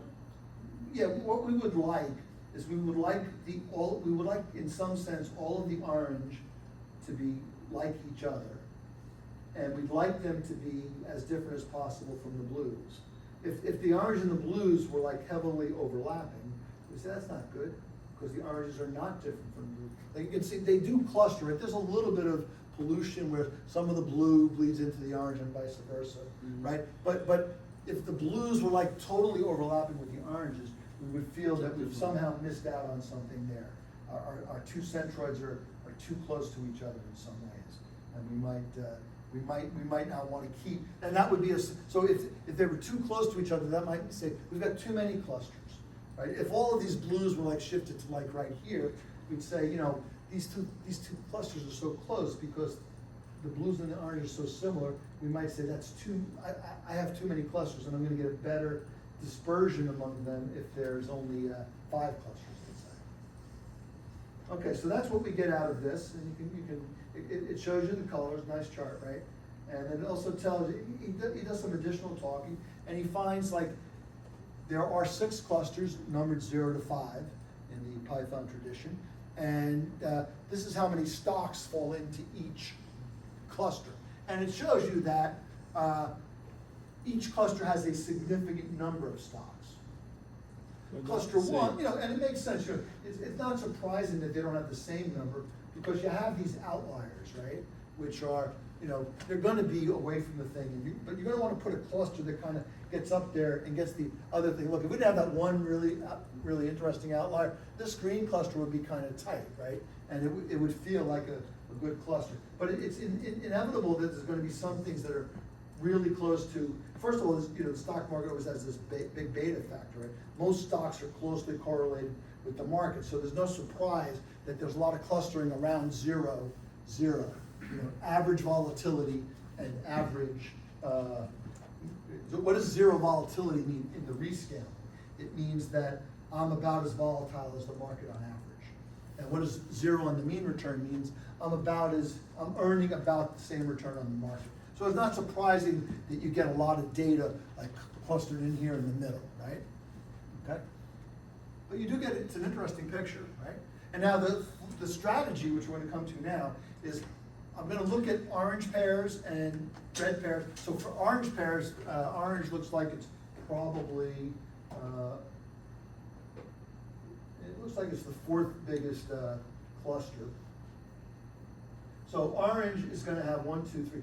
Orange is gonna have, looks like it's got about 80 stocks in it, right? So what we wanna do is we wanna look at those 80 stocks in that cluster, and I wanna compare each of the 80 to each of the other ones, right? So how many pairs is that? There's 80 times 79 divided by 2. So roughly 3,000, right? This is like n choose 2, right? So, yeah. This is where, you know, probability comes in handy. This is actually part of like called combinatorics, right? So basically, you've got, 80, 80 squared. you've got 80 rows, right? And 80 by 80, and obviously the diagonal is just picking with itself, that doesn't help. And picking, stock 4 versus stock 1 is the same as picking stock 1 versus stock 4, right? So you have 80 choices for the first stock, and you have 79 choices for the second stock. But then every pair has been repeated twice. Apple, Coke, Coke, Apple, it's the same pair. So then you divide by 2. So you end up with 40 times 80, so that's like 3,200, I guess, give or Something take. like that. And that's, in math, that's 80 choose 2 combinations, which means that the order doesn't matter. It's given as n times n minus 1 over 2, okay? And by same manner of thinking, if there were 80 stocks, you'd have that many correlations to be concerned about. Every stock has a different correlation with every other stock. The diagonal doesn't count because it's just correlated with itself, it's just 1, okay? And the correlation Coke to Apple is the same as Apple to Coke. That's where you end up dividing by 2.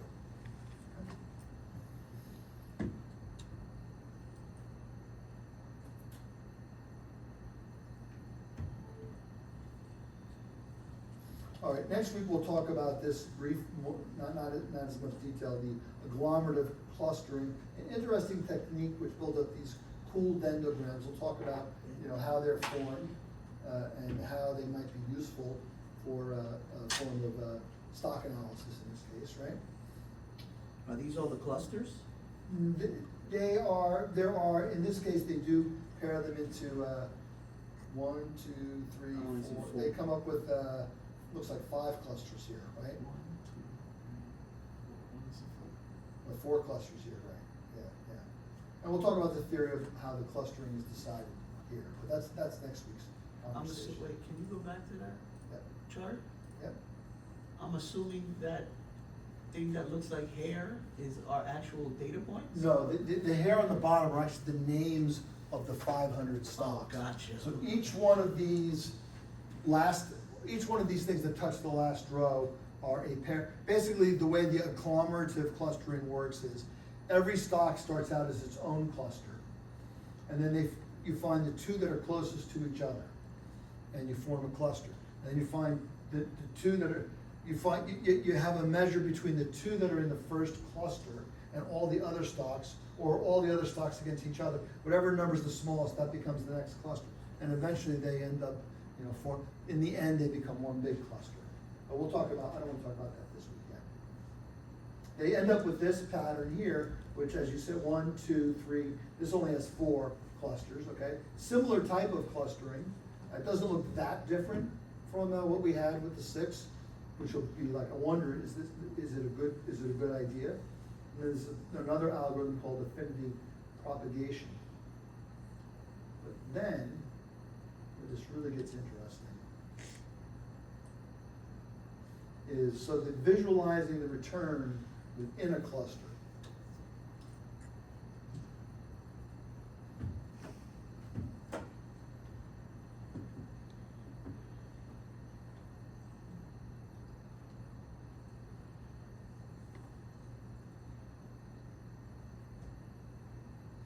So in this case, they pick out this affinity clustering ended up having 27 clusters, a lot more clusters, and they do some analysis. They find out, like, let's look at cluster number 25, and they pick 3 stocks out of the cluster. United Airlines, I guess. I don't know what these other, Twitter, I guess, back then, and whatever, UAA, United Artists, I suppose. These 3 stocks happen to get clustered in the affinity clustering path, and let's look at their price histories. You can certainly see the orange and the green definitely move very closely in sync, kind of interesting. The blue, not so much. Okay, look at cluster 11. This is going to be one that is highlighted as being an interesting pairs trade: XEC, DXC, and LB. So ignore the green line here. you look at XEC and DXC, and you might sense these stocks would appear, maybe they were separated here at the beginning because some other event from prior to 2018, but you can see along this whole period, they seem to move pretty closely together. And then all of a sudden, somehow the blue, really falls relative to the orange. This is gonna be a trigger for a possible trading signal in a pairs trading strategy. If you think, based on your data analysis, forget about the other factors, like what are these industries, what are the news, what are the idiosyncratic features that have driven these prices. If you have some data hypothesis, then we're really working with data, we're not really working with a fundamental story, right? We're not looking at their PE, we could have other things in our clustering model, right?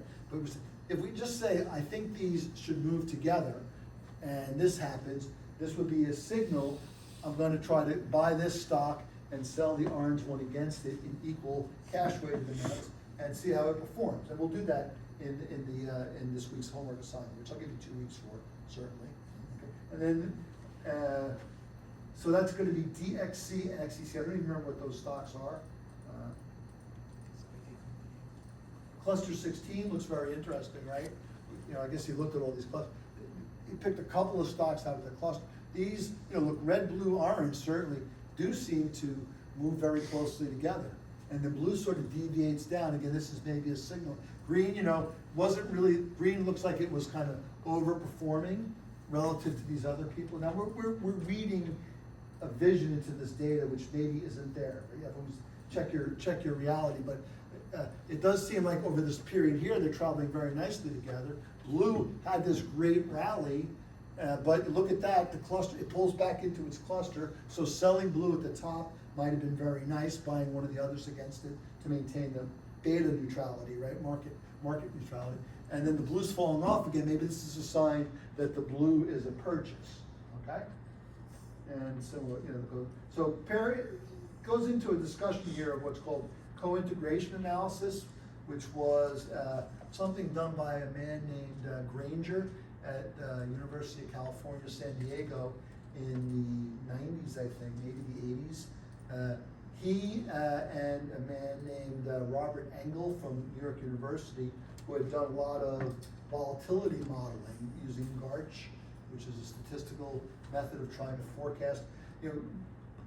When you're building trading models that are related to the volatility of an asset, one of the questions always is, what is the real volatility that asset's going to experience in the future?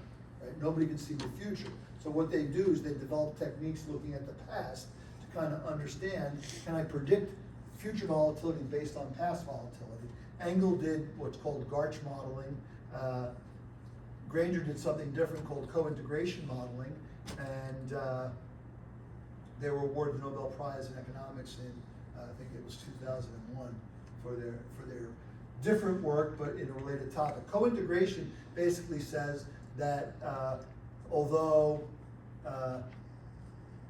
the prices of asset A and asset B are non-stationary, there may be a combination of A and B that is stationary, i.e., buy one stock A, sell 5 of stock B, and that portfolio should always make about 0, let's say. Whatever one goes up, the other one goes down, or they both go up together, they both go down together on average, so that long short. That's what co-integration is about. So he goes in here and he does some co-integration study using a statistical models library, stats models, and then you see it's time series analysis, stat tools, import the co-integration function. So there's a lot of math and papers that were written in the 90s that would have discussed, what the story is, and it gets implemented in sklearn and comes up with some pairs. It suggests you trade these pairs. So it found 32 pairs containing 47 unique tickers. So we'll read through the criterion next week, and it goes ahead and visualizes the pairs using one more algorithm, which we won't be studying, called T-SNE, which is a way of linking. So here's our XEC and our DXC. They're much farther away than I thought they were going to be. but they're linked even though the difference in the space, whereas these guys over here are very close. We'll talk about that algorithm next week, but what I'm gonna give you in the assignment is, this model, and one of the conclusions of this notebook is that XEC DXC is a good pair to trade. Let's see if we had made that decision based on data in 2018, which stock would we be going long, which one would we be going short, and how would that have performed over the next 3, 6, 9, 12 months, okay? That's what we'll do over the next week. Professor McDonald will be here next week. I will be here 2 weeks from today. 3 weeks from today, we'll meet virtually. I'm gonna be in Texas. And then 4 weeks from today, we'll meet here for our last class, and we'll have pizza as well, or something else if you don't like pizza. We'll make it rain. But usually people like pizza, but you know. With respect to finding the error between the two files, do Yeah. we just email you and tell you? If you found one, yes, that would be good. Did you find one? No, I'm just saying. Yeah. And keep in mind, you know, what you really will get out of it is not, the star will be in your own head. Like, oh, now I see, this is wrong. And which one is wrong is gonna be the interesting question. We know the answer is the first one, I think, the one we did week 1. But nonetheless, it's pose it, why is it wrong? What's wrong about doing it that way? It seems like a valid way to do it, so why is it not as good? And that's gonna say, you know, I need to go a little deeper into the mathematics or the financial or statistical theory to really come up with that answer. And pizza's on, you know, we're treating for the pizza.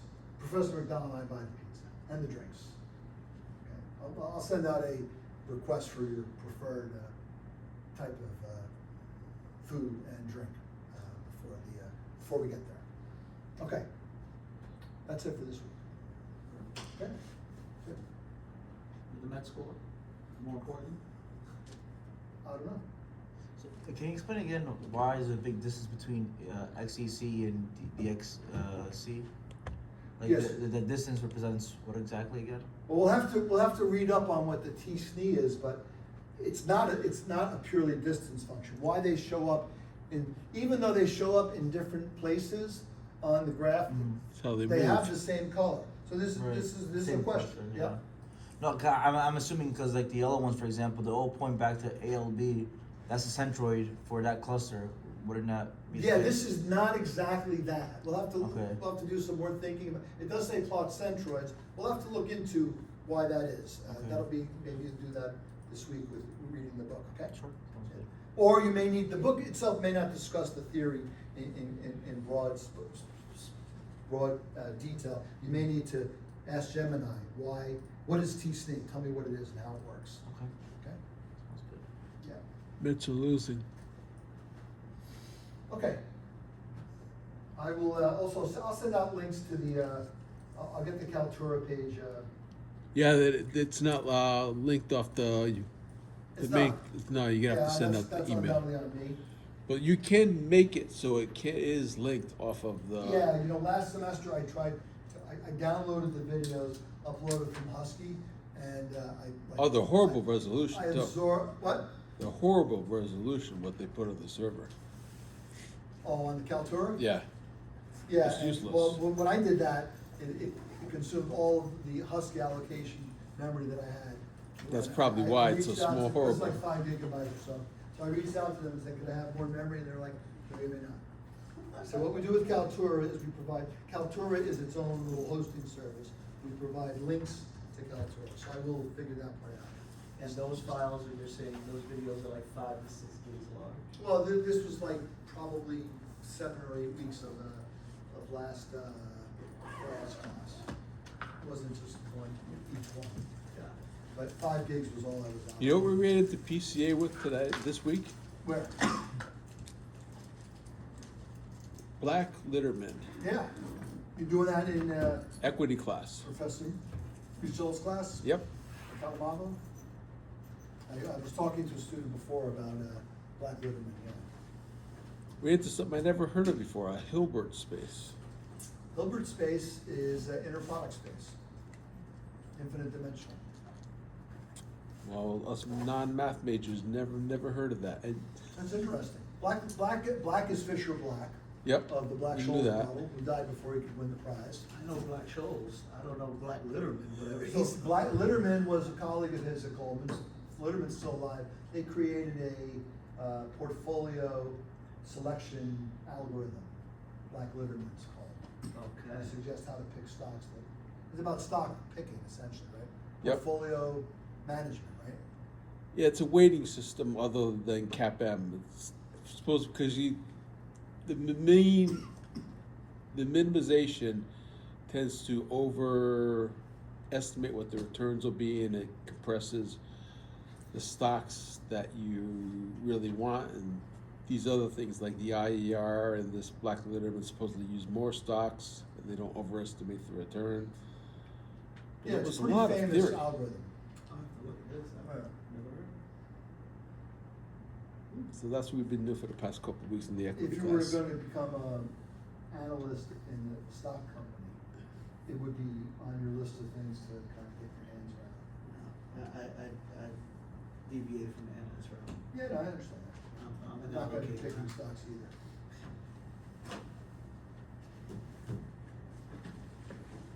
But the crazy thing is he had us do it in Excel, and what a mess that is.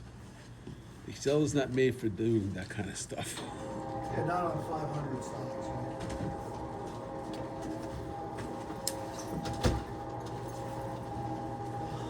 So what was the error for that Panda's data reader anyway?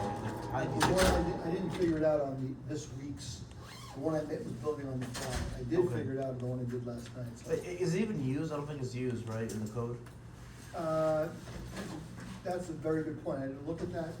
It may be getting read in because of the fact that it may not be needed, but that's really about reaching out to Yahoo and getting data and reading it using some protocol, so maybe it's not needed. Yeah, because I was like You just trying took it to out. follow along, and Claude told me better use like Y financing, just pull data instead of Yeah. using the data reader. Okay, yeah, Gemini didn't quite get there.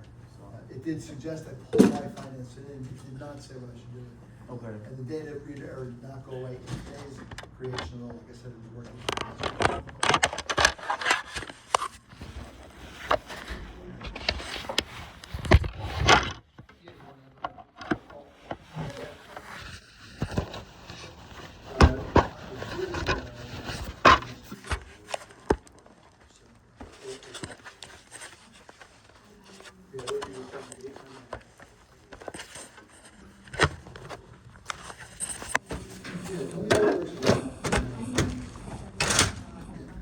Generally speaking,